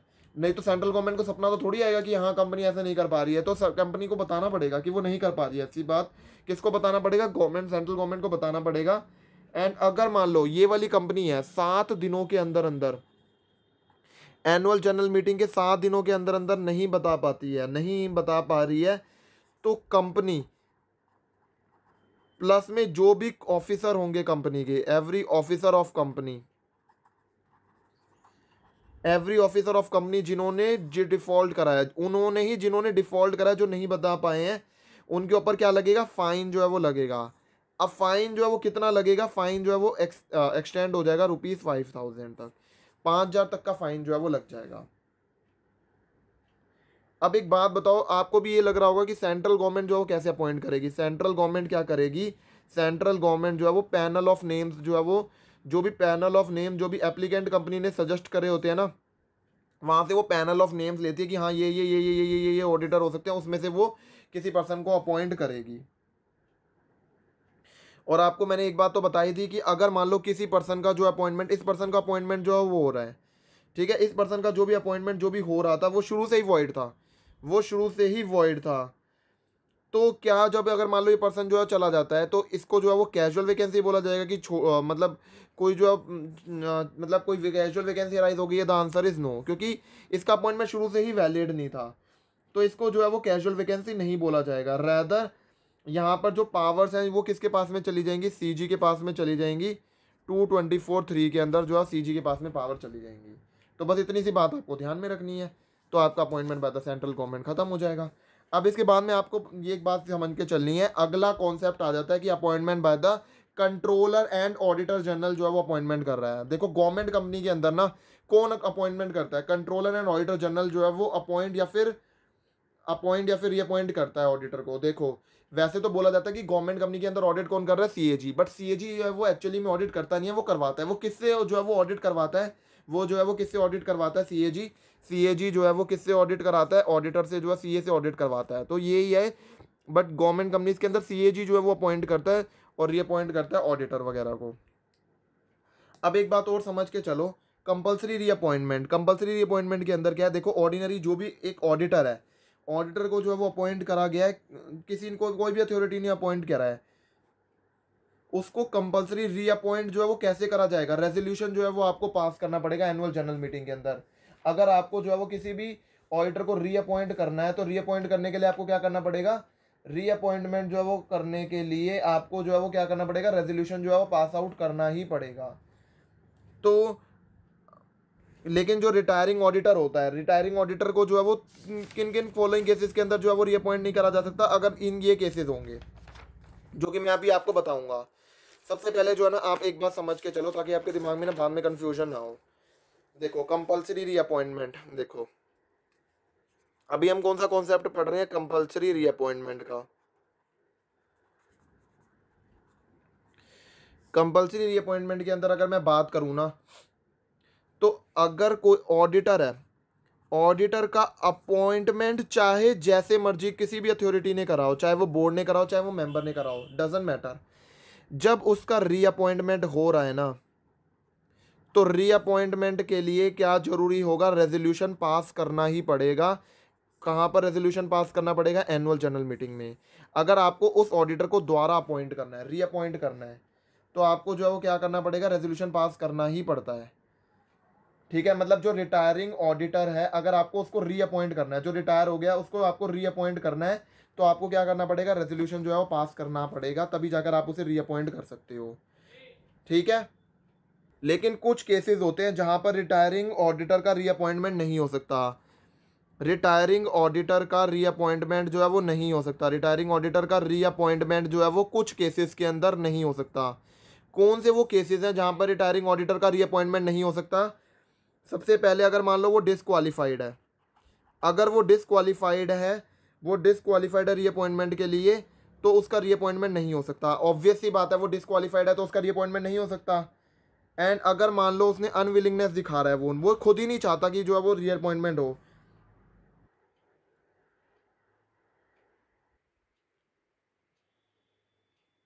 ठीक है, अगर वो खुद ही जो है वो क्या दिखा रहा है, खुद ही वो अनविलिंगनेस दिखा रहा है कि वो नहीं रीअपॉइंट नहीं होना चाहता, तो भी वो रीअपॉइंट नहीं हो सकता। और अगर जो है स्पेशल रेजोल्यूशन जो है वो पास हो गया है कंपनी के अंदर कि किसी और ऑडिटर को अपॉइंट करो, और या फिर वो एक्सप्रेसली प्रोवाइड कर रहा है कि वो जो है वो क्या है कि वो रीअपॉइंट नहीं होना चाहता, या तो जो है वो स्पेशल रेजोल्यूशन जो है वो करा गया कि हमें किसी और ऑडिटर को अपॉइंट करना है, या फिर जो है वो उसने एक्सप्रेसली प्रोवाइड कर दिया है कि वो जो है वो रीअपॉइंट नहीं होना चाहता, तो उस केस में जो है वो रीअपॉइंटमेंट जो है वो नहीं होगा रिटायरिंग ऑडिटर का। इसके बाद में हमारे पास में टॉपिक आ जाता है सीलिंग और नंबर ऑफ ऑडिट्स का। देखो अगर कोई भी फर्म है, फर्म का कोई भी पर्सन जो भी ऑडिटर की तरह एक्ट कर रहा है, firm a person of a firm can act as an auditor of the limited number of companies. आप जो है वो ये सोच रहे होगे एक पर्सन जो है वो अनलिमिटेड नंबर ऑफ कंपनीज के अंदर ऑडिट कर सकता है, ऐसा हो सकता है नहीं। तो इसीलिए जो है ना लिमिट भी लगाई गई है। जैसे आप सोच रहे हो ना, वैसे ही गवर्नमेंट भी सोचती है कि एक पर्सन जो है ना अनलिमिटेड नंबर ऑफ कंपनीज का ऑडिट नहीं कर सकता। एंड अगर हम सीलिंग नहीं लगाएंगे ना कंपनीज के ऊपर, कंपनीज एक्ट के अंदर, तो एक ऑडिटर कहेगा कि मैं तो 500 कंपनियों का ऑडिट कर रहा हूँ, जो कि प्रैक्टिकली पॉसिबल नहीं है। बस वो क्या करने की कोशिश करेगा, निपटाने की कोशिश करेगा। तो इसीलिए कुछ लिमिटेड नंबर ऑफ कंपनीज जो है वो कर दिए कि आप इतने का ही ऑडिट कर लो, बहुत है, इससे ज़्यादा मत करो, क्योंकि आप करोगे नहीं फर्जीवाड़ा, बस पैसे वैसे ना जेब में डालने की गप करने की कोशिश करोगे। तो इसीलिए सीलिंग लगाई गई है नंबर ऑफ ऑडिट्स पर। किस चीज़ पर सीलिंग लगाई गई है, सीलिंग लगाई गई है नंबर ऑफ ऑडिट्स पर। ठीक है, तो person of a firm can act as an auditor of the limited number of company. No company or its board of director shall appoint or reappoint any person or a firm as an auditor if such person, जब if such a person or a firm, जब वो appointment हो रहा था या reappointment हो रहा था, अगर वो ऑडिटर की तरह अपॉइंट कर रहा है holding the appointment as an auditor of the specified number of company, तो क्या उसे अपॉइंट करा जाएगा? तो उसे अपॉइंट नहीं करा जाएगा अगर स्पेसिफाइड नंबर ऑफ कंपनीज जो भी बताऊंगा मैं, अगर उससे ज़्यादा जो है वो, उस लिमिट से ज़्यादा जो है वो, अगर आपने जो है वो कर दिया है, क्या नाम है, आपने अपॉइंटमेंट या रीअपॉइंटमेंट जो है वो कर दिया है, या फिर होल्ड कर लेते हो आप appointment specified number of company से ज़्यादा जो है वो आप जो है वो होल्ड कर लेते हो, तो आपको जो है वो क्या नहीं करा जा सकता, आपको जो है वो अपॉइंट या रीअपॉइंट नहीं करा जाएगा। तो ये बात आपको एक बात और भी जो है वो ध्यान में रखनी है। इसके बाद आ जाता है आपके पास में special resolution and appointment of the auditor. ठीक है, आपने सीलिंग जो है पढ़ ली कि नंबर ऑफ ऑडिट्स पर सीलिंग होती है, नहीं तो जो है वो क्या होने लग जाएगा, फर्जीवाड़ा होने लग जाएगा और जो है ऑडिटर जो है पैसे गप करने की कोशिश करने लग जाएगा। अब एक बात समझो, special resolution and appointment of the auditor. अगर मान लो कोई भी कंपनी है जहां पर लेस देन 25% शेयर कैपिटल जो है वो, सब्सक्राइब शेयर कैपिटल, वो किसने करी हुई है, या तो सिंगली या फिर कॉम्बिनेशन के अंदर पब्लिक फाइनेंशियल इंस्टीट्यूशन ने होल्ड करी हुई है, या फिर गवर्नमेंट कंपनी ने करी हुई है, या फिर सेंट्रल गवर्नमेंट ने करी हुई है, या तो स्टेट गवर्नमेंट ने करी हुई है, या तो किसी फाइनेंशियल इंस्टीट्यूशन वगैरह ने, जो भी प्रोविंशियल और जो है स्टेट एक्ट के अंदर है, जहाँ पर जो है 51% of the subscribe share capital जो है वो होल्ड किया हुआ है, या फिर नेशनलाइज्ड बैंक इंश्योरेंस कंपनी जो भी जो है वो जनरल इंश्योरेंस बिजनेस कर रही है, अगर उसने जो है वो होल्ड ऑन किया हुआ है, उसने जो है वो होल्ड ऑन किया हुआ है, तो ऐसी कंपनी के अंदर जब भी अपॉइंटमेंट हो रहा है तो स्पेशल रेजोल्यूशन जो है वो पास होना चाहिए अपॉइंटमेंट या रीअपॉइंटमेंट के लिए, जब ऑडिटर का हो रहा है। तो मैं आपको ये बताता हूँ स्पेशल ऑडिटर वाला और ceiling on the number of audits के ऊपर एक बार जो है वो मैं आपको ना नोट जो है वो लिखवा देता हूँ। देखो एक बात समझ के चलो, wait a second, ceiling on number of audits, ceiling on number of audits. तो ceiling on number of audits के अंदर क्या बताया गया है कि एक जो पर्सन है ना फर्म का, पर्सन ऑफ अ फर्म जो है उसको ऑडिटर की तरह अपॉइंट किया जा सकता है लेकिन लिमिटेड नंबर के अंदर, और वहाँ पर जो है वो क्या लगी हुई है, सीलिंग जो है वो लगी हुई है। ठीक है, सीलिंग जो है वो लगी हुई है, और मैं आपको बताना चाहूँगा कि जो है वो सीलिंग कितनी है कि जो ऑडिटर है ना वो एक्सेप्ट कर सकता है कि मैक्सिमम कितनी ऑडिट जो है वो एक्सेप्ट कर सकता है। आउट ऑफ नॉलेज जो है मैं आपको ये बता रहा हूँ, मैक्सिमम जो है वो 20 ऑडिट जो है वो एक्सेप्ट कर सकता है। अगर मैं बात करूँ including audit of private companies, including audit of private company, वो मैक्सिमम जो है वो 20 कंपनीज का ही ऑडिट कर सकता है। अगर मैं जो है वो बात करूँ वो कितनी कंपनीज का ऑडिट जो है वो एक्सेप्ट कर सकता है, 20 ऑडिट जो है वो एक्सेप्ट कर सकता है including the audit of private companies. ये किसने नोटिफिकेशन वगैरह इशू करी थी, आईसीएआई ने जो है वो इशू जो है वो करी थी। एंड अगर वो ऑडिटर जो है वो इस लिमिट को जो है फॉलो नहीं करता तो क्या माना जाएगा, तो माना जाता है कि वो क्या कर रहा है, प्रोफेशनल मिसकंडक्ट कर रहा है। ठीक है, ये तो मैंने आपको नॉलेज की बात बता दी, और बाकी जो है वो मैंने आपको ये समझा ही दिया। तो आपको ये चीज़ लिखनी है कि ceiling on number of audit के अंदर कि अगर मान लो वो स्पेसिफाइड नंबर ऑफ जो है वो कंपनी से ज़्यादा जो है वो अपॉइंट, अगर मान लो वो होल्ड करके रख रहा है, मान लो कोई पर्सन है, मतलब जो भी ऑडिटर है, ठीक है, अब वो अगर जो है वो स्पेसिफाइड लिमिट से ज़्यादा जो है वो क्या ऑडिट क्या कर रहा है, स्पेसिफाइड नंबर से ज़्यादा अगर वो ऑडिट जो है वो कर रहा है, मतलब उसने होल्ड कर रखा है और उसको अपॉइंट या रीअपॉइंट जो है वो करा जा रहा है, तो बताओ वो क्या होगा, क्या वो जो है वो क्वालिफाइड होगा, क्या वो जो है वो क्वालिफाइड होगा, क्या वो अपॉइंट या रीअपॉइंट कर सकते हैं ऐसे पर्सन को जो कि स्पेसिफाइड नंबर ऑफ कंपनी से ज़्यादा जो है वो उसने जो है वो अपॉइंटमेंट या रीअपॉइंटमेंट हुआ है उसका, तो नहीं, उसको जो है वो क्या नहीं करा जा सकता, ना तो कंपनी जो है वो ऐसे ऑडिटर को अपॉइंट करेगी, ना तो जो है वो ऐसे ऑडिटर को जो है वो रीअपॉइंट कर सकती है। ठीक है, क्योंकि वो जो पर्सन है जब उसका अपॉइंटमेंट हुआ है या फिर जो है वो जब उसका रीअपॉइंटमेंट हो रहा है ना, तो उसे अपॉइंटमेंट उसका ऑडिटर की तरह अपॉइंटमेंट हुआ है स्पेसिफाइड नंबर ऑफ कंपनीज से ज़्यादा में। ठीक है, अब उसको लिमिट दी हुई थी 20 कंपनीज के अंदर ही आप ऑडिट एक्सेप्ट कर सकती हो। ठीक है, मान लो जो ऑडिटर का नाम है राम, राम को बोला था, राम जो है वो ना बस, राम क्या पता ही है सभी जो है वो ऑडिटर जो है वो मैक्सिमम 20 कंपनीज का जो है वो ऑडिट एक्सेप्ट कर सकते हैं including the audit of private companies. But जो है वो उसने जो है वो मान लो 21 कंपनीज के अंदर जो है वो ऑडिटर की तरह अपॉइंटमेंट जो है वो होल्ड कर रहा है, तो क्या कंपनी जो है उसके ऐसे जो है पर्सन को वो ऑडिटर या अपॉइंट या रीअपॉइंट कर सकती है? The answer is no. तो बस यही बात है। ठीक है, अब इसके बाद में एक स्पेशल रेजोल्यूशन वाला केस आ जाता है। स्पेशल रेजोल्यूशन वाला केस समझ लो, स्पेशल रेजोल्यूशन वाला केस क्या कहता है, स्पेशल रेजोल्यूशन एंड ऑडिटर के अपॉइंटमेंट वाला केस क्या कहता है। देखो कोई भी जो है वो ये जो कंपनीज अमेंडमेंट एक्ट था 1974 का, उसने क्या कहा था कि स्पेशल रेजोल्यूशन जो है वो आपको पास करना पड़ेगा। एसआर कब पास करा जाता है? अगर आप ऐसे एक ऑडिटर है, ऐसे ऑडिटर का जो है वो क्या कर रहे हो, या तो आप ऐसे ऑडिटर का कंपनी आप अपॉइंटमेंट कर रहे हो, या तो आप ऐसे ऑडिटर का जो है वो क्या कर रहे हो, रीअपॉइंटमेंट कर रहे हो। कहाँ पर जो है वो अपॉइंटमेंट या रीअपॉइंटमेंट कर रहे हो? एनुअल जनरल मीटिंग के अंदर अपॉइंटमेंट या रीअपॉइंटमेंट कर रहे हो।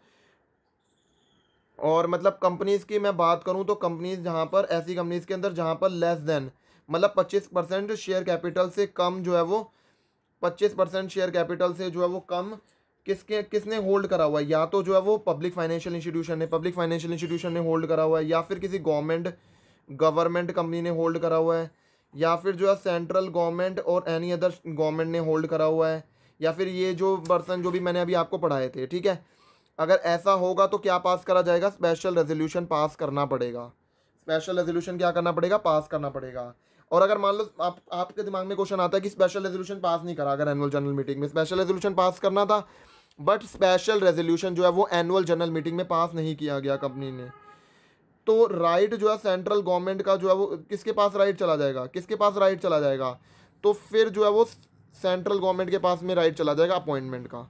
अगर ऐसा नहीं करते हो आप, जो है वो इन कंप्लायंसेस नहीं करते हो स्पेशल रेजोल्यूशन पास करने के, एनुअल जनरल मीटिंग के अंदर आपने जो है नहीं पास करा स्पेशल रेजोल्यूशन, तो फिर अपॉइंटमेंट जो है वो, अपॉइंटमेंट कौन करेगा? फिर सेंट्रल गवर्नमेंट जो है वो ऑडिटर का अपॉइंटमेंट करेगी। देन हमने रिमूवल ऑफ ऑडिटर जो है वो पढ़ ही लिया था। हमने कहाँ पर जो है पढ़ा था? सेक्शन नंबर 224 के अंदर। अगर बिफोर एक्सपायरी ऑफ टर्म है तो सेक्शन नंबर 224 जो है सबसेक्शन 7 जो है वो डील करता है। ठीक है, एक बात और मैं आपको समझा देता हूँ, ये होता है सेक्शन और ये होता है सबसेक्शन। ठीक है, तो रिमूवल अगर बिफोर एक्सपायरी ऑफ टर्म है, अगर मान लो उसका टर्म एक्सपायर नहीं हुआ, देखो अगर मैं बात बताऊँ ना, एक इंडिविजुअल ऑडिटर को जो है ना 5 सालों के लिए करा जाता है appointment, and firm as an auditor की बात करूँ तो उसे 10 सालों के लिए अपॉइंट किया जाता है। लेकिन अगर उसको उस टाइम पीरियड के लिए जो है 5 या 10 साल जो भी हैं, अगर इंडिविजुअल ऑडिटर है या फिर फर्म एज एन ऑडिटर को अपॉइंट किया गया है, तो उसे 5 साल या फिर 10 साल से पहले निकाल दिया गया है ना, रिमूवल कर दिया गया है, तो सेक्शन नंबर 224(7) जो है से डील करता है। Removal of the first auditor है, तो जो है वो फर्स्ट ऑडिटर का अगर मान लो रिमूवल वगैरह हो रहा है, तो फर्स्ट ऑडिटर जो है वो कंपनी वैसे जनरल मीटिंग के अंदर रिमूव कर सकती है। फर्स्ट ऑडिटर जो भी अपॉइंटेड करे हैं डायरेक्टर्स वगैरह ने, वो before the expiry of terms से पहले भी रिमूव करा जा सकता है। एंड रिमूवल सब्सिक्वेंट ऑडिटर का कैसे हो सकता है? सब्सिक्वेंट ऑडिटर को भी रिमूव करा जाता है एक्सपायरी ऑफ इस टर्म से पहले। शेयर होल्डर्स रिमूव कर सकते हैं, और कैसे रिमूव करेंगे? जब प्रायर अप्रूवल जो है मिलेगी सेंट्रल गवर्नमेंट की, तभी जो है वो रिमूव कर सकते हैं। ठीक है, अब इसके बाद में रिमूवल हो गया, और जो है वो ऑडिटर का देखो यहाँ पर ना सेंट्रल गवर्नमेंट की परमिशन भी लगती है, क्योंकि जो है वो ऐसे ही तो नहीं है आपने जो है शेयर होल्डर्स वगैरह ने भी जो है उसे जानबूझ के जो है वो ऑडिटर को बाहर निकाल दिया है कि कोई घपला वपला करने के लिए या फिर कुछ भी है, मतलब तो सेंट्रल गवर्नमेंट की भी लगती है। वैसे तो डायरेक्टर वगैरह घपला करते हैं, बट डायरेक्टर वगैरह ने घपला करके नहीं निकाल दिए, तो इसलिए सेंट्रल गवर्नमेंट की भी परमिशन जो है वो लगती है अगर सब्सिक्वेंट ऑडिटर का करा जा रहा है। लेकिन अगर फर्स्ट ऑडिटर का करा जा रहा है तो क्या प्रायर अप्रूवल जो है सेंट्रल गवर्नमेंट की चाहिए होती है? The answer is no, central government की परमिशन जो है वो नहीं चाहिए होती फर्स्ट ऑडिटर का कि इसमें। लेकिन अगर मान लो आप जो है वो रिमूवल ऑडिटर का कर रहे हो और उसका टर्म एक्सपायर हो गया, खत्म हो गया, उसके बाद में रिमूवल कर रहे हो, तो वो कॉन्सेप्ट सीख लेते हैं। देखो, अगर रिमूवल जो है वो करा जा रहा है after the expiry of the term, मतलब उसका टर्म खत्म हो गया, उसके बाद में आप उसका रिमूवल कर रहे हो, तो अगर जो भी ऑडिटर है उसको रिमूव करा जा रहा है, उसका टर्म खत्म हो गया है, तो उसके प्रोविजन जो है वो कहाँ पे लेट डाउन करे हुए हैं? सेक्शन 225। अब यहाँ पर भी वही बात लग जाती है, अगर आपको पता है तो आप जो है वो सेक्शन कोड करना, नहीं तो आप लिख देना as per the relevant provision auditor को जो है वो रिमूव करा जा सकता है जब उसका टर्म एक्सपायर हो गया है। कैसे? ये जो प्रोविजन जो है वो दिए हुए हैं। सबसे पहले आ जाता है, देखो, according to this section removal जो भी रिटायरिंग या फिर appointing auditor another auditor in his place following procedure जो है वो हमारे को जो है वो क्या करने पड़ेंगे? कंप्लाई करने पड़ेंगे। सबसे पहले जो है स्पेशल नोटिस जो है वो कि resolution must be given to the company by the share holder who wish to nominate some other person for the appointment. Notice जो है रिटायरिंग ऑडिटर को जो है वो दिया जाएगा। नोटिस जो है वो किसको दिया जाएगा? नोटिस जो है वो रिटायरिंग ऑडिटर को भी जो है वो दिया जाएगा। इसके बाद आप एक बात समझो, रिटायरिंग ऑडिटर के पास में राइट है कि वो अपना रिप्रेजेंटेशन भी दे सकता है। ठीक है, उसको बोला जाएगा कि आप अपना रिप्रेजेंटेशन दो शेयर होल्डर्स को कि क्यों आपको जो है निकाला जा रहा है। राइट है उसके पास में कि वो उसका रिप्रेजेंटेशन जो भी वो देगा वो सर्कुलेट वगैरह भी होगा। ठीक है, सारे के सारे मेंबर्स वगैरह को पहुंचाया जाएगा। अगर मान लो किसी वजह से नहीं जो है वो पहुंचाया गया तो वो जो है रीड आउट करा जाएगा जनरल मीटिंग के अंदर। ठीक है, और और एक बात और समझो, ग्राउंड जो है वो एक्सेप्शन की, अगर सेंट्रल गवर्नमेंट जो है वो on the application of the company और एनी अदर एग्रीड पर्सन, अगर वो सेटिस्फाई करती है कि जो है वो ऑडिटर ना जानबूझ के जो है ना नीडलेस पब्लिसिटी कर रहा है, कह रहा है कि मैंने तो ये करा है कंपनी के लिए, मेरे को ये करा है, और मेरे को कंपनी वाले फिर भी निकाल रहे हैं धक्का देके, तो वो कंपनी मतलब वो डेरो और जो है वो या तो कोई डेरोगेटरी पब्लिसिटी वगैरह कर रहा है, तो इस केस में इसी को जो है वो नीडलेस पब्लिसिटी कहते हैं। और ऐसे डेरोगेटरी का मतलब है ये तो कंपनी वाले पागल हैं, ये कर रहे हैं, वो ये कर रहे हैं, ऐसे ही ना वो खड़ा हो जाता है ऑडिटर जनरल मीटिंग के अंदर ना, फालतू की बातें बोली जा रहा है, डायरेक्टर वगैरह के बारे में फालतू बातें बोली जा रहा है, सारे के सारे लोगों के बारे में जो है ना फालतू की बातें बोली जा रहा है, डेरोगेटरी पब्लिसिटी वगैरह कर रहा है और दूसरों को नीचा दिखा के खुद को बढ़ाने की कोशिश कर रहा है। तो ऐसा ऐसा हो रहा है, तो कंपनी जो है वो कॉपी ऑफ रिप्रेजेंटेशन मेंबर के सामने जो है वो उसको एग्जाम्प्ट कर सकती है, क्योंकि अगर रीड आउट करा जाएगा तो यार क्या है, तो बेकार वाली बात है। तो सेंट्रल गवर्नमेंट ऐसे पर्सन को जो है वो क्या कर सकती है, मतलब कंपनी को जो है वो उस चीज़ के अंदर एग्जाम्प्ट कर सकती है। कौन कर सकती है? सिर्फ सेंट्रल गवर्नमेंट। राइट होता है to attend the meeting, auditor जिसका राइट रिमूव्ड हो गया टू अटेंड, देखो अगर मान लो कोई ऑडिटर है जिसको रिमूव कर दिया गया है, उसके पास में क्या जो है जनरल मीटिंग जो है वो अटेंड करने का राइट होता है? The answer is yes. Even though उसको रिमूव कर दिया गया है, लेकिन वो उस जनरल मीटिंग में जो है वो उसके पास में राइट है कि वो उस जनरल मीटिंग को अटेंड कर सकता है जहां पर उसका रिमूवल डिस्कस करा जा रहा है। उसके रिमूवल के बारे में बातें हो रही हैं तो उसका प्रेजेंट होना तो बहुत जरूरी है, तो राइट है उसके पास में, वो उस मीटिंग को अटेंड जरूर कर सकता है जिसके अंदर उसके रिमूवल की बातें डिस्कस हो रही है, और वहां पर वो उस मीटिंग के अंदर वो बोल भी सकता है। And then finally passing of the resolution, और जनरल मीटिंग जो है वो वहां पर एक रेजोल्यूशन पास करा जा सकता है कि उस ऑडिटर को क्या कर दो, रिमूव कर दो। देखो अगर हम नटशेल के अंदर जो है ना बोले ना, तो जो है वो देखो प्रोसीजर को ना ग्लैंस में समझो आप, मैं बताता हूँ। देखो इस प्रोसीजर को ना आप ग्लैंस में समझो, मैं बताता हूँ आपको कैसे जो है वो होगा। देखो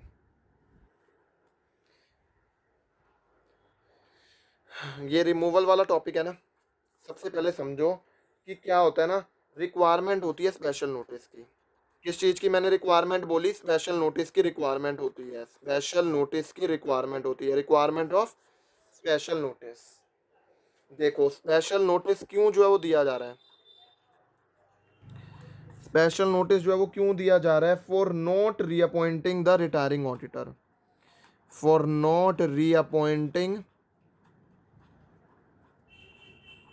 द रिटायरिंग ऑडिटर।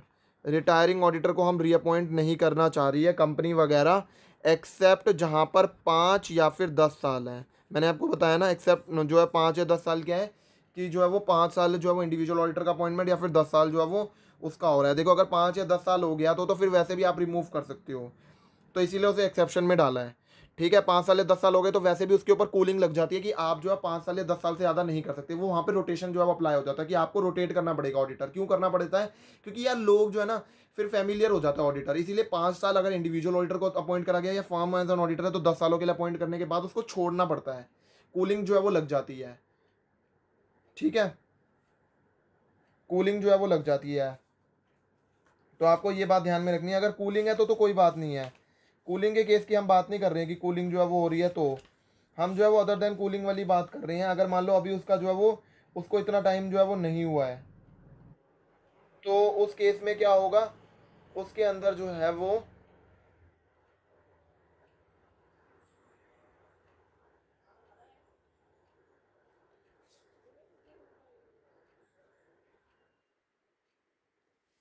उस केस में क्या होगा, स्पेशल नोटिस जो है वो दिया जा रहा है for not reappointing the retiring auditor except 5 या 10 साल वाले हैं।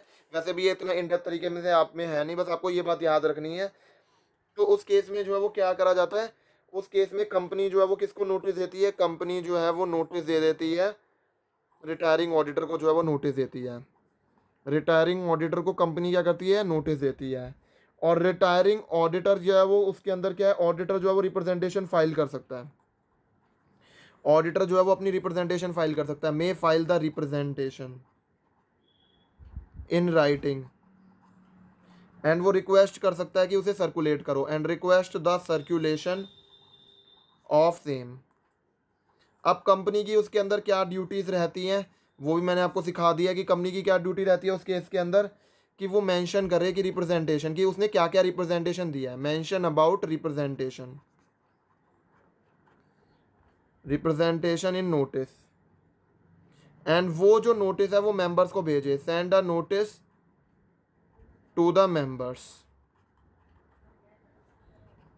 और अगर नहीं भेजा, इफ नॉट सेंट, नहीं भेजा, तो रीड आउट एंड फाइल करा जाए रजिस्ट्रार के साथ में। Read out and file it with registrar के साथ में रीड आउट एंड फाइल करा जाए। एंड ट्रिब्यूनल जो है वो क्या कर सकती है, ट्रिब्यूनल जो है वो ऑर्डर देके वो रिप्रेजेंटेशन, वो ऐसा कह सकती है कि रिप्रेजेंटेशन को सर्कुलेट ना करा जाए एंड रीड आउट ना करा जाए। ठीक है, ऐसा भी हो सकता है। तो ये सारी की सारी बातें जो है वो रह जाती हैं स्पेशल रिक्वायरमेंट वगैरह के अंदर, और ये सारी की सारी चीज़ें। और मैंने यहाँ पर बता दिया, अगर मान लो वो जो ऑडिटर है वो जो है वो क्या कर रहा है, नीडलेस पब्लिसिटी कर रहा है, नीडलेस पब्लिसिटी वगैरह कर रहा है, नीडलेस पब्लिसिटी या फिर जो डेरोगेटरी पब्लिसिटी वगैरह कर रहा है, उस केस में सेंट्रल गवर्नमेंट जो है वो कंपनीज को एग्जाम्प्ट कर सकती है कि रिप्रेजेंटेशन वगैरह जो है वो ना दी जाए, रिप्रेजेंटेशन वगैरह सर्कुलेट ना करी जाए, किसके पास में, मेंबर्स के साथ में जो है सर्कुलेशन जो है वो ना करी जाए। और क्या ऑडिटर जिसको जो है वो रिमूव करा जा रहा है, ये जो रिटायरिंग ऑडिटर जिसको जो है वो नहीं कह रहे कि हम नहीं रखना चाहते, उसको रीअपॉइंट नहीं करना चाहते, क्या ये वो उस मीटिंग के अंदर बैठ सकता है जिसके अंदर उसका रिमूवल जो है डिस्कस करा जा रहा है? यस, वो जो है वो ऐसी मीटिंग के अंदर बैठ सकता है।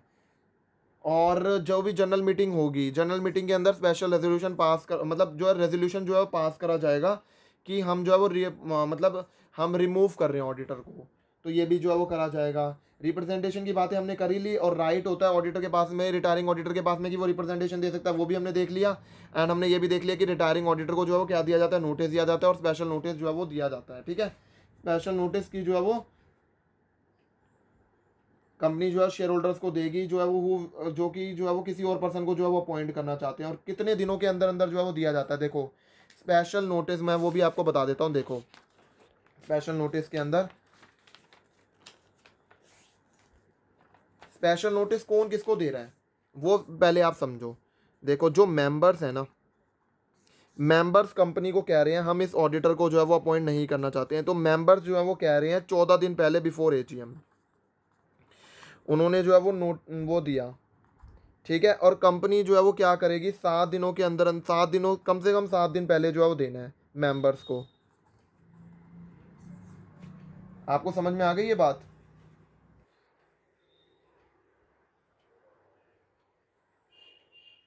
और यहाँ पर जो भी रिमूवल होगा फाइनली वो कैसे होगा, स्पेशल रेजोल्यूशन से होगा, स्पेशल रेजोल्यूशन से जो है वो रिमूवल जो है वो करा जाएगा।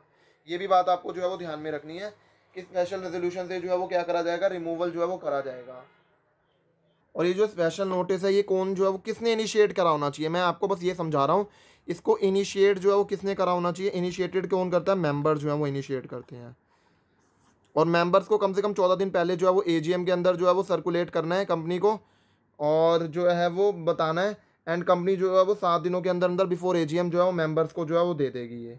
तो ये सारा का सारा जो है वो प्रोसेस जो है वो रहता है इस केस के अंदर। तो अगर मैं बात करूँ ना, तो हमारा ये वाला जो रिमूवल जो भी after the expiry of the term हुआ है वो हमने अच्छे से समझ लिया है, हमने ये फ्लो चार्ट से अच्छे से समझ लिया है। बस आपको ये बात याद रखनी है कि शेयर होल्डर जो है वो इनिशिएट करते हैं कि हम उस मेंबर को जो, हम उस ऑडिटर को जो है वो रखना नहीं चाहते हैं। ठीक है, हम उस ऑडिटर को जो है वो अपॉइंट या फिर रीअपॉइंट जो है वो नहीं करना चाहते हैं। सारा का सारा इनिशिएशन जो है वो किसके अंदर होता है, अगर जो है वो after the expiry of the term हो रहा है तो इनिशिएट कौन करता है, मेंबर जो है वो इनिशिएट करते हैं, स्पेशल नोटिस के द्वारा करा जाता है। और रिमूवल जो है वो ऑडिटर का कौन कर रहा है, यहाँ पर मेंबर जो है वो कर रहे हैं। आपको ये बात ध्यान में रखनी है, कौन जो है वो रिमूवल कर रहा है इस केस के अंदर, मेंबर जो है वो रिमूवल जो है वो कर रहे हैं। स्पेशल नोटिस 115 के अंदर, अंडर सेक्शन नंबर 115 के अंदर, और स्पेशल रेजोल्यूशन जो है वो पास करा जा रहा है एनुअल जनरल मीटिंग के अंदर। मेंबर्स इनिशिएट कर रहे हैं, वो क्या कह रहे हैं, रिटायरिंग ऑडिटर को जो है वो हम रीअपॉइंट नहीं करना चाह रहे हैं। एंड इस केस में कॉपी जो है वो स्पेशल नोटिस की जो है वो किसको दी जाती है, रिटायरिंग ऑडिटर को भी दी जाती है। एंड वो जो रिटायरिंग ऑडिटर है वो रिप्रेजेंटेशन जो है वो कर सकता है, और अनसब्सटेंशिएटेड या फिर डेरोगेटरी कोई भी रिमार्क्स हैं अगेंस्ट द मैनेजमेंट, अगर मान लो वो ऐसा ऐसा करा जा रहा है, तो सेंट्रल गवर्नमेंट जो है वो एग्जाम्प्ट कर सकती है कि आप जो है शेयर होल्डर को मत करो, क्योंकि नीडलेस पब्लिसिटी वगैरह लेने के लिए किया जा रहा है। एंड कंपनी जो है उसको वैसे तो सर्कुलेट करना पड़ेगा, और अगर मान लो वो अपना राइट जो है वो अब्यूज़ वगैरह कर रहा है, तो ना तो उसे सर्कुलेट करा जाएगा, ना तो उसे रीड आउट करा जाएगा। इतनी सी बात आपको ध्यान में रखनी है। आई होप आपको जो है वो अच्छे से समझ में आ ही गया होगा। देन आ जाता है हमारे पास में ऑडिटर की रेम्यूनरेशन। ऑडिटर की रेम्यूनरेशन उस वो जो है वो हम डिस्कस कर लेते हैं कि ऑडिटर की रेम्यूनरेशन जो है वो क्या होती है। देखो ऑडिटर की रेम्यूनरेशन, तो रेम्यूनरेशन ऑफ ऑडिटर, तो रेम्यूनरेशन जो है वो कौन डिसाइड करता है, सबसे पहले आपको ये पता होना चाहिए रेम्यूनरेशन जो है ना मेंबर्स जो है वो डिसाइड करते हैं फर्स्ट ऑडिटर के अंदर। अगर फर्स्ट ऑडिटर की बात करूं तो बोर्ड जो है वो करता है, ठीक है। और अगर मैं गवर्नमेंट कंपनी की बात करूं तो सीएजी करता है। फर्स्ट ऑडिटर की तो बोर्ड ही करेगा, और गवर्नमेंट कंपनी के केस में कौन करता है, सीएजी जो है वो करता है। एंड वैसे मेंबर्स, ठीक है। और मतलब एक बात और आपको जो है वो ध्यान में रखनी है कि मेंबर जो है वो डिसाइड कर सकते हैं, मेंबर जो है वो डिसाइड कर सकते हैं कि किस मैनर के अंदर, मेंबर में decide the manner in which remuneration में बी डिसाइडेड। मतलब मेंबर जो है वो ऐसा डिसाइड कर सकते हैं कि किस तरीके से जो है वो रेम्यूनरेशन जो है वो पे करी जाए। एंड रेम्यूनरेशन के अंदर जो भी रेम्यूनरेशन जो है वो ऑडिटर को पे करी जा रही है उसके अंदर फीस भी ऐड हो जाती है, प्लस में जो भी एक्सपेंसेस जो भी ऑडिटर ने इंकर्ड वगैरह करे हैं वो दोनों चीज़ें जो है वो ऐड ऑन हो जाती हैं। लेकिन अगर मान लो कोई भी अमाउंट जो है अदर सर्विसेज के लिए पेड आउट किया गया वो नहीं इंक्लूड होता, कोई और अदर सर्विसेज के लिए पे करा हुआ है वो इंक्लूड नहीं होगा, बाकी फीस एंड जो भी एक्सपेंसेस जो भी उसने इंकर्ड करें वो इंक्लूड हो जाता है। तो हम यहाँ पर पढ़ते हैं जो अपॉइंटिंग अथॉरिटी है वो रेम्यूनरेशन जो है फिक्स करती है। अगर ऑडिटर का अपॉइंटमेंट जो है बोर्ड ने करा है तो कौन जो है वो रेम्यूनरेशन फिक्स करेगा, फर्स्ट ऑडिटर की तो बोर्ड ही करता है, ठीक है। अगर मान लो शेयर होल्डर्स ने एनुअल जनरल मीटिंग में करा है, मतलब जनरल मीटिंग में करा है, तो रेम्यूनरेशन जो है वो कहाँ पर फिक्स होगी, मेंबर्स जो है वो फिक्स करेंगे। फर्स्ट और सब्सिक्वेंट ऑडिटर्स वगैरह हैं तो उस केस में रेम्यूनरेशन कौन फिक्स कर रहा है, मेंबर्स। तो बस आपको दिमाग में बस ये क्लैरिटी होनी चाहिए कि रेम्यूनरेशन जो भी ऑडिटर का रेम्यूनरेशन होता है वो कहाँ पर फिक्स करा जाता है, एनुअल जनरल मीटिंग के अंदर करा जाता है, या उस मैनर के अंदर जो भी डिसाइडेड है जनरल मीटिंग के अंदर, ठीक है। लेकिन अगर मैं फर्स्ट ऑडिटर की बात करूं तो कहाँ पर करा जाएगा, फर्स्ट ऑडिटर जो पहला पहला ऑडिटर होता है उसका अपॉइंटमेंट जो है वो कौन करता है, बोर्ड। तो उसकी रेम्यूनरेशन भी कौन फिक्स करता है, बोर्ड।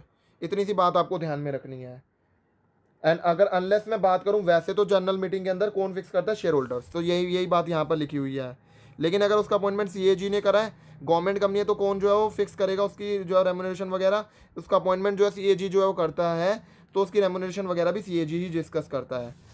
और रिटायरिंग ऑडिटर जब वो रीअपॉइंट होता है जनरल मीटिंग के अंदर उसको रेम्यूनरेशन मिलेगी जो कि ऑलरेडी उसको मिल रही थी वही मिलती रहेगी। अगर मान लो कोई भी रेम्यूनरेशन रेजोल्यूशन पास हो रहा है कि वहाँ पर उसकी रेम्यूनरेशन को रीफिक्स करा जा रहा है तो बात अलग है, नहीं तो वही रेम्यूनरेशन जो है वो उसको मिलती रहेगी अगर कोई रेजोल्यूशन पास नहीं हुआ है। एंड अगर मान लो कोई ऑडिटर है उसको कुछ और एक्स्ट्रा वर्क उसने करा है तो उसको एक्स्ट्रा रेम्यूनरेशन जो है वो मिलेगी, उस जो एक्स्ट्रा काम जो है उसने करा है तो, ठीक है।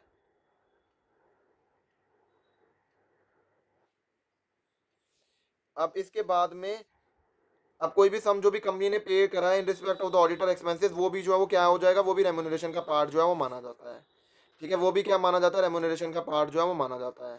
इसके बाद में हमारे पास में आ जाते हैं right and powers of auditor. Rights and powers क्या होती हैं, ड्यूटीज़ जो है वो क्या होती हैं ऑडिटर की, वो हम सीखेंगे। देन फाइनली हमारे पास में जो लाइबिलिटीज़ ऑफ ऑडिटर होगा वो हम सीख कर हमारा चैप्टर जो है वो खत्म हो जाएगा। सो सबसे पहले ये सीख लो कि राइट एंड पावर्स क्या होती हैं ऑडिटर की। देखो जो ऑडिटर होता है ना उसके पास में फॉलोइंग राइट्स एंड पावर्स होती है कि सबसे पहले उसके पास में राइट होता है कि वो जो है उसके पास में अधिकार होता है कि वो बुक्स जो है ना अकाउंट बुक ऑफ अकाउंट जो है वो कंपनी के इंस्पेक्ट कर सकता है, होना ही चाहिए। नहीं तो जो है वो कंपनीज वाले कहेंगे कौन है तुम, कौन हो, तो भाई उसके पास में राइट है वो जो है वो इंस्पेक्ट वगैरह कर सकता है। उसके पास में राइट है कि वो बुक्स देख सकता है, वाउचर देख सकता है कंपनी के। एंड यहाँ पर बुक्स का मतलब है अकाउंट बुक्स जो है वो, या फिर जो है statutory statistical and costing book. Voucher का मतलब यहाँ पे डॉक्यूमेंट्री एविडेंस से है। एंड उसके पास में राइट है कि वो जो है वो उसके पास में कंप्लीट एक्सेस होना चाहिए सारी की सारी बुक्स का। एंड ब्रांच की बुक्स को भी वो जो है वो एक्सेस कर सकता है, ठीक है। ये सारा का सारा जो है वो कहाँ से आया था, ये मैं नहीं बोल रहा, ये एक केस लो आया था जिसमें ये कंक्लूजन जो है वो निकला था कि वो वाउचर जो ब्रांच वगैरह के है ना वो भी वो वेरीफाई कर सकता है। एंड उसके पास में अधिकार है कि वो जो है वो कोई इन्फॉर्मेशन एंड क्लैरिफिकेशन जो है वो मांग सकता है। उसको लग रहा है डाउट क्या वो जो है वो जो है वो क्लाइंट से जो है वो इन्फॉर्मेशन एंड क्लैरिफिकेशन मांग सकता है, यस। वो जो है वो डायरेक्टर, यहाँ पर जो है कंपनीज में जो है क्लाइंट क्या हो गया, कौन जो है वो अथॉरिटी हो गई, डायरेक्टर एंड ऑफिसर होता है कंपनी के, तो वो उससे इन्फॉर्मेशन जो है वो मांग सकता है, एक्सप्लेनेशन मांग सकता है। अच्छा अच्छा मेरे को ये चीज़ें बताओ, ये चीज़ें बताओ, हाँ उसके पास में राइट होता है। And information and explanation should be necessary. किस लिए इन्फॉर्मेशन जो है नेसेसरी होनी चाहिए, ताकि वो अपनी ड्यूटीज़ को जो है वो डिस्चार्ज कर पाए। ऐसा नहीं कि कुछ भी जो है टाइम पास की बातें करी जा रहे हैं। द आंसर इज दैट कि जो इन्फॉर्मेशन और वही इन्फॉर्मेशन एक्सप्लेनेशन जो कि उसकी ड्यूटीज़ को डिस्चार्ज करने में उसको मदद करेंगी, जो कि उसके काम को पूरा करने में उसको मदद करेंगी, वो जो है वो एक्सप्लेनेशन एंड इन्फॉर्मेशन वो मांग सकता है। राइट होता है कि वो उसको नोटिस जो है वो उसको जनरल मीटिंग का नोटिस मिले एंड अटेंड करे। ये भी अधिकार जो है वो उसके पास में है कि उसको जनरल मीटिंग का नोटिस मिले एंड वो अटेंड करे।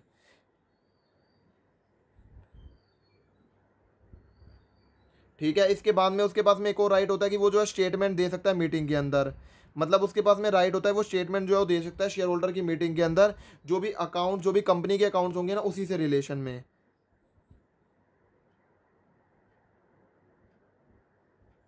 बट आप मेरे से मैं आपसे क्वेश्चन पूछता हूँ, बताओ क्या वो ड्यूटी बाउंड होता है कोई जो है स्टेटमेंट देने के लिए? द आंसर इज नो, वो ड्यूटी बाउंड नहीं होता। बट अगर चेयरमैन जो है वो कह रहा है कि ऐसा करो तो हाँ थोड़ा सा वो बाउंड हो जाता है। लेकिन उस केस के अंदर भी वो जो है वो कौन से आंसर देगा? जो भी अकाउंट से रिलेटेड होंगे ना वही जो है वो आंसर करेगा क्वेश्चन। ऐसा नहीं है कि जो है वो कोई भी जो है वो शेयर होल्डर जो है वो फालतू की बातें कर रहे हैं जो भी मतलब अकाउंट से रिलेटेड नहीं है, क्योंकि यार उसको तो उस बारे में नॉलेज ही नहीं है ना, वो अकाउंट्स के बारे में उसको इन्फॉर्मेशन है तो वो उसके बारे में बता सकता है। राइट होता है कि इंडेमनीफाइड करने का। ऑडिटर के पास में राइट है कि उसको इंडेमनीफाइड करा जाए जो भी asset of the company for all the legitimate expenses जो भी इसने इंकर्ड करे हैं in defending a lawsuit filed against him for any civil or criminal proceeding provided he has acquired in provided he has been acquitted in these cases by the court। तो उसको indemnify भी करा जाए अगर मान लो उसका कोई नुकसान वगैरह हो गया, उसके पास में ये अधिकार होता है कि वो राइट है उसके पास में इंडेमनीफाइड उसको करा जाए। उसके पास में राइट अगर वो कोई ब्रांचेस वगैरह में विजिट करना चाह रहा है, उसके पास में राइट है कि वो मतलब हर ब्रांच के अंदर विजिट कर सकता है, किसी भी ब्रांच में विजिट कर सकता है। अगर मान लो उसका जो है वो ऑडिट करना है उन ब्रांचेस का तो वो ब्रांच के अंदर विजिट भी कर सकता है, उसके पास में ये अधिकार है, प्रोवाइडेड वो जो ब्रांचेस हैं उनका कोई सेपरेट ऑडिटर तो नहीं है। अगर सेपरेट ऑडिटर है तो वो ऑडिट करेगा ना, तो आप क्यों विजिट कर रहे हो? तो वहाँ पर जो है वो नहीं होता। ठीक है। अब इसके बाद में राइट होता है to take the legal and the technical advice. Auditor के पास में राइट है कि वो लीगल या टेक्निकल एडवाइस भी ले सकता है अपने काम को पूरा करने के लिए, वो किसी और की एडवाइस भी ले सकता है। जरूरी नहीं है कि वो जो है उसका सारा काम खुद ही करना है, वो किसी और की एडवाइस भी ले सकता है। जैसे अगर वो मान लो किसी ऐसी कंपनी का ऑडिट कर रहा है जो वहाँ पर गोल्ड वोल्ड है तो वहाँ पे कैरेट्स वगैरह आ जाते हैं, तो वहाँ पर अगर मान लो उसकी नॉलेज नहीं है, उसको स्टॉक वगैरह का जो है वो करा जा रहा है, उसने स्टॉक टेकिंग वगैरह करी है तो नहीं है उसको, वो किसी और एक्सपर्ट को भी यूज़ कर सकता है। बट उसको अपना ओपिनियन जो है वो खुद देना है, वो जो एक्सपर्ट का ओपिनियन नहीं देना है। मतलब वो सोलली रिस्पॉन्सिबल होगा अपने ओपिनियन के लिए। आप ये नहीं कह सकते मेरे को तो कोई मेरी जिम्मेदारी ना इस बात से है, मेरा ओपिनियन इस बात पे एक्सपर्ट वगैरह, नो। आप उनका एक्सपर्ट का ओपिनियन लो लेकिन आप अपनी जिम्मेदारी से मुक्त नहीं हो सकते। एंड फाइनली जो है वो आप ही को जो है वो क्या करा जाएगा, आपका ओपिनियन जो है वो आप ही की जो है वो आप ही की अंडरस्टैंडिंग और आप ही के ऊपर बेस्ड है। और राइट है कि वो जो है वो अपनी रेमुनरेशन, उसके पास में अधिकार है कि वो रेमुनरेशन मांग सकता है। ये तो थोड़ी है फ्री में चिल्लड़ में काम करने आया, मदर टेरेसा तो थोड़ी है वो। उसके पास में राइट है कि वो जो है वो रेमुनरेशन मांग सकता है। ऑडिटर के पास में राइट है कि वो जो है रेमुनरेशन मांग सकता है। एक बार उसने अपना ऑडिट का काम कंप्लीट कर लिया, एक बार उसने ऑडिट का काम कंप्लीट कर लिया, वो रेमुनरेशन मांग सकता है। ऐसा नहीं है कि काम तो कंप्लीट करा नहीं, कह रहा रेमुनरेशन दे दो। रेमुनरेशन किस बात की दे दो, पहले काम तो कंप्लीट करो। एंड अगर मान लो जो है वो अपॉइंटमेंट नहीं भी हुआ, डिसमिसल हो गया, तब भी उसको कुछ फीस तो मिलेगी, क्योंकि अपॉइंटमेंट हुआ था फिर उसने कुछ काम करा और बाद में उसको निकाल दिया गया, तब भी उसको कुछ मिलेगी। राइट है कि वो जो है साइन करेगा ऑडिट रिपोर्ट को। देखो राइट है, उसके पास में अधिकार है कि वो साइन कर सकता है ऑडिट रिपोर्ट को। ठीक है। बट अगर मान लो जो है वो ऑडिटर जो है वो फर्म है या फिर पार्टनर ऑफ सच फर्म के पास में राइट है कि वो साइन कर सकती है ऑडिट रिपोर्ट को, प्रोवाइडेड वो प्रैक्टिसिंग चार्टर्ड अकाउंटेंट होना चाहिए। अगर फर्म को ऑडिटर की तरह अपॉइंट किया गया है तो पार्टनर्स जो हैं, पार्टनर्स कौन से प्रैक्टिसिंग पार्टनर जो है वो कर सकते हैं, जो कि मतलब मैंने बोल ही दिया वैसे तो, कौन से चार्टर्ड अकाउंटेंट जो है वो कर सकते हैं, ओनली जो प्रैक्टिस इंडिया के अंदर कर रहे हैं। जैसे कि आपको पता होगा बहुत सारी बाहर की कंपनी जो है वो क्या करती हैं, जो है वो बिग फोर वगैरह से ऑडिट कराती हैं। ठीक है। बिग फोर वगैरह का जो है वो ऑडिट करती हैं, बिग फोर वगैरह का जो है वो ऑडिट करती हैं, वो खुद करती नहीं है, वो करवाती हैं, लेकिन वही पार्टनर जो है वो कर सकते हैं उसका ऑडिट, जो कि जो है वो क्या है, मतलब उसकी साइनिंग और ऑडिट रिपोर्ट की साइनिंग तो जो है वो कौन ही कर सकता है, जो पार्टनर जो भी प्रैक्टिस कर रहे हैं इंडिया के अंदर।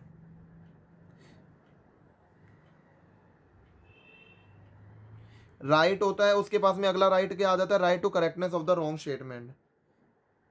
देखो अगर मान लो कोई भी रॉन्ग स्टेटमेंट जो भी डायरेक्टर ने जनरल मीटिंग के अंदर जो है वो पास कर दी है, ठीक है, रॉन्ग स्टेटमेंट दे दी, ऑडिटर के पास में राइट है कि वो करेक्ट कर सकता है उस बात को कि आपने ऐसे कैसे कोई रॉन्ग स्टेटमेंट दे दी।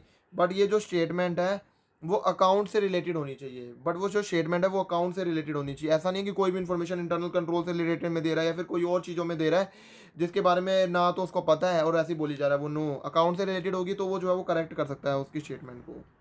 ठीक है। देन आ जाता है हमारे पास में ऑडिटर की ड्यूटीज़ क्या होती है। ऑडिटर को क्या कुछ जो है वो ड्यूटीज़ भी दी गई हैं कि आपको ये चीज़ें करनी ही पड़ेंगी। The answer is yes. उसकी कंपनीज एक्ट के अंदर जो है वो ड्यूटीज़ होती हैं। एंड मैं बात करूँ उसकी ड्यूटीज़ होती हैं according to the legal decision. सबसे पहले पढ़ लेते हैं ड्यूटीज़ क्या होती है उसकी कंपनीज एक्ट के अंदर, ठीक है। और दूसरा हम पढ़ेंगे लीगल डिसीजन। देखो उसके पास में ड्यूटी होती है कि वो जो है स्पेशल इंक्वायरीज एंड इन्वेस्टिगेशन करना। अगर मान लो ये जो है फॉलोइंग हो रहे हैं, मतलब अगर लोन एंड एडवांसेस जो हैं वो, अगर मान लो ये कोई वो कुछ केसेस हैं जहाँ पर स्पेशल इंक्वायरीज एंड इन्वेस्टिगेशन उसे करनी पड़ेगी, ड्यूटी है उसकी, ठीक है। ये ऐसे जो है केसेस बन रहे हैं तो उसकी ड्यूटी है कि उसको जो है वो क्या करना है, स्पेशल इंक्वायरीज एंड इन्वेस्टिगेशन करना है। अब वो कौन से केसेस आ जाते हैं वो पढ़ लेते हैं। वो कौन से केसेस आ जाते हैं जहाँ पर स्पेशल इंक्वायरीज जो है उसे करनी पड़ेंगी वो सीख लो। उसे स्पेशल इंक्वायरीज एंड इन्वेस्टिगेशन तो करना है, लेकिन किस लिए करना है उसको ये देखना है। सबसे पहले बात समझो कि जो लोन एंड एडवांसेस जो भी कंपनी ने दी है ना, लोन एंड एडवांसेस जो भी कंपनी ने दी हैं, क्या वो प्रॉपरली सिक्योर्ड हैं अभी, क्या वो प्रॉपरली सिक्योर्ड है और वो प्रीजुडिकल तो नहीं है कंपनी के इंटरेस्ट में हो या मेंबर के इंटरेस्ट में जो है वो मतलब गड़बड़ घोटाला तो नहीं है, प्रीजुडिकल तो नहीं है। तो वो उसे चेक करना है कि लोन एंड एडवांसेस जो भी कंपनी ने दिए हैं सिक्योरिटी के बेसिस पर वो प्रॉपरली सिक्योर्ड करे हैं नहीं करे हैं, एंड वेदर जो भी टर्म्स हैं वो कंपनी के हित मतलब कंपनी के हित के अगेंस्ट तो नहीं है या फिर मेंबर के हित के अगेंस्ट तो नहीं है, उसे वो चेक करना है सबसे पहले। सेकंड उसे क्या चेक करना है कि कोई ट्रांजेक्शन्स है, मान लो कंपनी में कुछ ट्रांजेक्शन्स हुई हैं जो मियरली जो बुक एंट्रीज वगैरह के थ्रू हुई हैं, मान लो बुक एंट्रीज कुछ पास हुई हैं, वो जो बुक एंट्रीज के वगैरह थ्रू जो है वो कोई भी ट्रांजेक्शन जो है वो बुक एंट्रीज के थ्रू हुई हैं, जो भी ट्रांजेक्शन्स हैं बुक एंट्रीज वाली वो कोई कंपनी के हित में तो है ना, कंपनी के लिए वो प्रीजुडिकल तो नहीं है, वो जो है वो मतलब अहित में तो नहीं है, प्रीजुडिकल तो नहीं है, उसे ये देखना है। एंड अगर मान लो कोई कंपनी है, अगर मैं इन्वेस्टमेंट कंपनी या बैंकिंग कंपनी को छोड़ दूँ, मतलब कौन सी कंपनी, इन्वेस्टमेंट कंपनी या फिर बैंकिंग कंपनी, क्योंकि वहाँ पर तो इन्वेस्टमेंट का काम होता है, तो उन कंपनीज को छोड़ दो। अगर मान लो कोई और कंपनी है जहाँ पर एसेट्स हैं, जिस एसेट्स के अंदर क्या है, शेयर्स हैं, डिबेंचर्स हैं और अदर सिक्योरिटीज़ आ जाती हैं, क्या उनको जो है वो हमने कम प्राइस पर तो नहीं बेच दिया जिस प्राइस में परचेज करा था। मान लो कंपनी ने जो उसे 100 में ख़रीदा था एंड उसे जो है वो 90 रुपये में तो नहीं बेच दिया, ऐसा तो नहीं कर रही कंपनी। अच्छा कम में बेच रही है, बताओ ये तो गलत बात है ना, ज़्यादा में बेचना चाहिए और वो कम में बेच रही है, तो लेस देन सोल्ड। तो इन स्पेशल चीज़ों की इंक्वायरी करना जो है वो किसका जो है वो होता है, ये प्रोप्राइटरी एलिमेंट होते हैं और उसकी ड्यूटी होती है कि वो ऐसी चीज़ों का इंक्वायरी करे, ऑडिटर, ठीक है। एंड वेदर अपने जो है वो कंपनी ने लोन एंड एडवांसेस जो भी कंपनी ने दिए हैं लोन एंड एडवांसेस, क्या कंपनी ने उन्हें डिपॉजिट की तरह तो नहीं दिखा दिया, क्योंकि उनको लोन एंड एडवांसेस की तरह ही दिखाना है एंड आप उसे डिपॉजिट की तरह मत दिखाओ।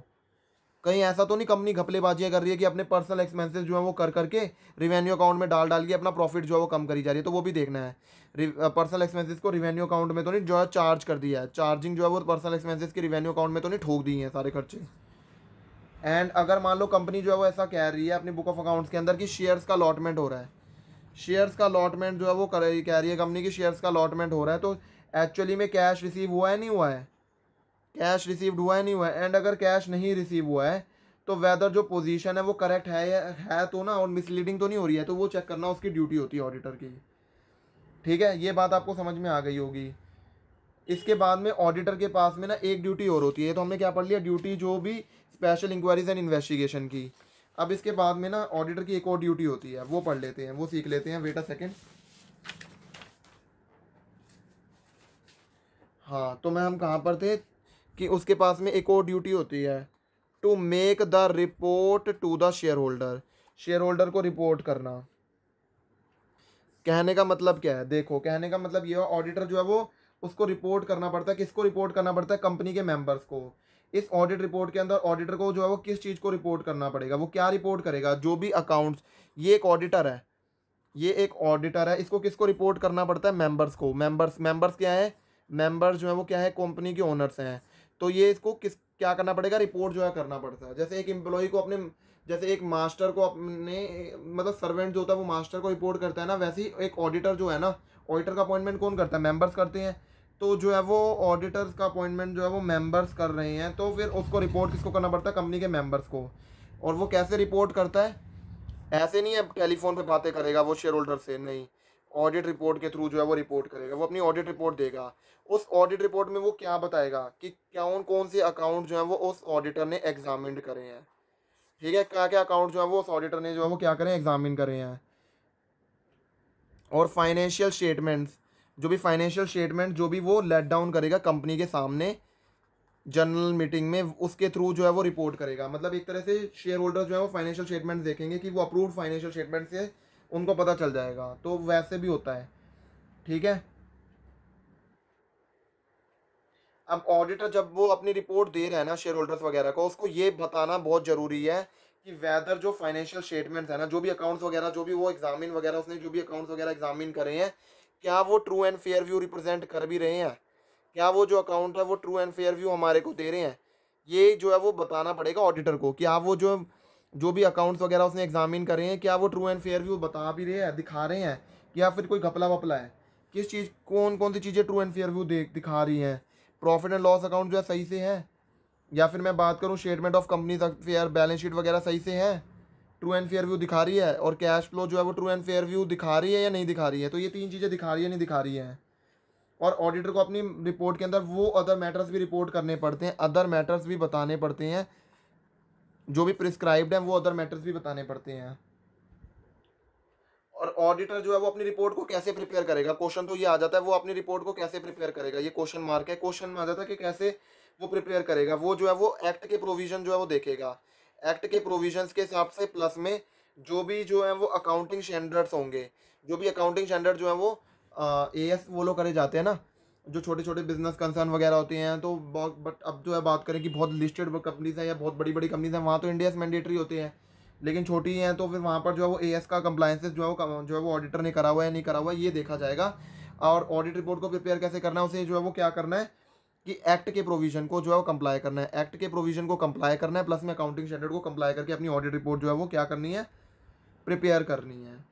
तो ये आ जाता है कि जो है वो देखो, एक तो हमने पढ़ लिया कि जो है वो इंक्वायरीज एंड इन्वेस्टिगेशन वाला, एक तो हो गया रिपोर्टिंग जो है वो करने का शेयर होल्डर्स को, एक आ जाता है कि उसके जो है वो रीजंस बताने हैं, आंसर जो है वो ड्यूटी होती है, अगर रीजंस फॉर आंसर जो भी उसने नेगेटिव वगैरह के अंदर दिए हैं, तो ऐसा नहीं है कि बस आंसर दे दिया नेगेटिव वगैरह की कोई चीज़ों के लिए और जो है उसके रीजंस नहीं बताए, तो रीजंस जो है वो आपको बताने पड़ेंगे, उसको एक्सप्लेन भी करना पड़ेगा अपनी रिपोर्ट के अंदर।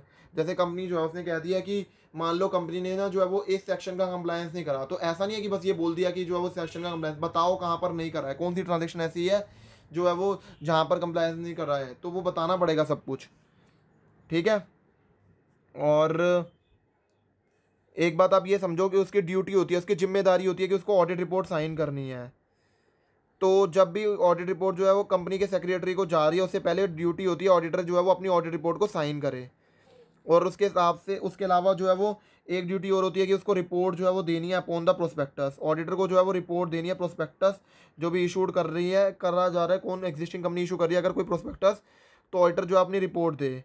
वो अपनी रिपोर्ट के अंदर क्या लिखेगा, क्या क्या कंपनी के एसेट्स हैं, लाइबिलिटीज़ हैं, एंड प्रॉफिट एंड लॉस क्या है कंपनी का। ठीक है। और अगर मैं और जो है अच्छे से पॉइंट्स की बात करूँ, तो ड्यूटी होती है कि वो डिक्लेयर कर दे solvency of the director. Auditor जो है वो डिक्लेयर कर सकता है कि जो है डायरेक्टर जो है वो सॉल्वेंट है। अगर वॉलेंट्री लिक्विडेशन वगैरह हो रहा है ना, तो पता होना चाहिए कि कंपनी वॉलेंट्री जो है खुद ही लिक्विडेट हो रही है, तो ऐसा तो नहीं घपलेबाजियाँ कर करके जो है वो हो रही है। तो इस केस में जो है वो ऑडिटर जो है वो क्या डिक्लेयर करता है कि हाँ डायरेक्टर जो है वो सॉल्वेंट है या नहीं है, तो उसकी डिक्लेरेशन भी चाहिए होती है, ड्यूटी होती है, उसकी जिम्मेदारी होती है कि डायरेक्टर की जो है वो सॉल्वेंसी को डिक्लेयर करे। ठीक है, कि वो सॉल्वेंट तो है, ऐसा तो नहीं है वो क्रेडिटर का पैसा मार के वॉलेंट्री लिक्विडेट होके जो है कंपनी बंद करने की कोशिश कर रहे हैं। ठीक है, तो वो भी जिम्मेदारी सा काम आ जाता है। ड्यूटी होती है कि वो रिपोर्ट देगा upon profit and loss account and balance sheet और along with the declaration of solvency. ठीक है। एंड वो जो है वो इन्वेस्टिगेटर को मदद वगैरह भी कर सकता है, ऑडिटर जो है असिस्ट कर सकता है हर जो है वो पॉसिबल मैनर के अंदर, वो जो है वो इन्वेस्टिगेटर्स की मदद करेगा। एंड ड्यूटी होती है कि वो असिस्ट कर सकता है एडवोकेट जनरल को भी।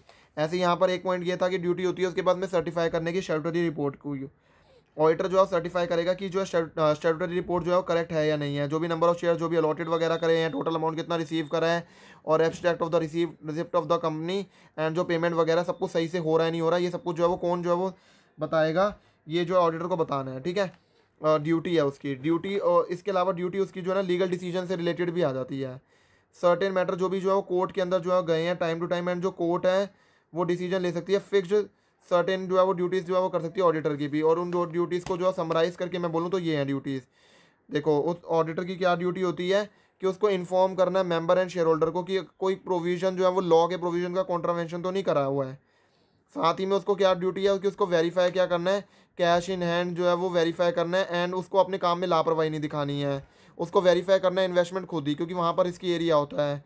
उसको अपनी टास्क को जो है वो एबिलिटी, केयर एंड स्किल से परफॉर्म करना है। ऐसा नहीं है कि मतलब ढंग से विदाउट लापरवाही से काम हो रहा है, नो। उसके पास में उसकी ड्यूटी होती है, जिम्मेदारी होती है कि वो जो है वो इन्वेंट्रीज वगैरह को भी वेरीफाई करें, लेजर अकाउंट्स को भी वेरीफाई करे, एंड वो पर्सनली इंस्पेक्ट करे सारी की सारी सिक्योरिटीज़ वगैरह को। एंड वो ये भी देखे कि वो सारी की सारी सिक्योरिटीज़ जो हैं वो क्या है, कंपनी की सेफ कस्टडी में है या नहीं है। ऐसा ना हो कि बस बोल रखा है और जो है वो सेफ कस्टडी में हो ही ना, तो वो भी देखना है। और उसको ये इंक्वायरी करनी है कि ट्रू एंड फेयर व्यू तो चल रहे हैं ना, चल रहे जो बिज़नेस के अफेयर्स हैं या फिर कंपनी के अफेयर्स जो हैं वो, उसको जो है वो क्या करना है, ड्यूटी टू एक्वेंट हिमसेल्फ की जो है वो प्रोविजंस ऑफ कंपनी लॉज के पता हो। एंड वो इंक्वायरी जो है वो करे प्रीडिसेसर से, कि जब अगर मान लो वो जो है वो नया ऑडिटर जो है वो अगर मान लो आ रहा है, तो वो पहले वाले से अप्रूवल वगैरह ले, और उसे जो है वो क्या करना है, अपने आप को एनरोल कराना है इंस्टीट्यूट आईसीआई के साथ में। एंड सर्टिफिकेट ऑफ प्रैक्टिस जो है वो उसके पास में होना चाहिए, क्योंकि वो जो है वो क्या कर रहा है, ऑडिट कर रहा है, तो उसके पास में सर्टिफिकेट ऑफ प्रैक्टिस भी होना चाहिए। तो ये बातें भी आ जाती हैं। पर हमारा जो है वो ये यहाँ पर ये वाला कॉन्सेप्ट जो है वो हमारा खत्म हो जाता है। हमारे पास में बस एक पार्ट रह गया लाइबिलिटीज़ ऑफ ऑडिटर वाला, वो हम जो है वो अगले लेक्चर के अंदर सीखेंगे। So thank you everyone for watching the video. अगर आपको ये वीडियो पसंद आई होगी तो वीडियो को लाइक जरूर कर देना, चैनल को सब्सक्राइब जरूर कर लेना for getting the latest notification and updates. So thank you again, thank you everyone for watching the video.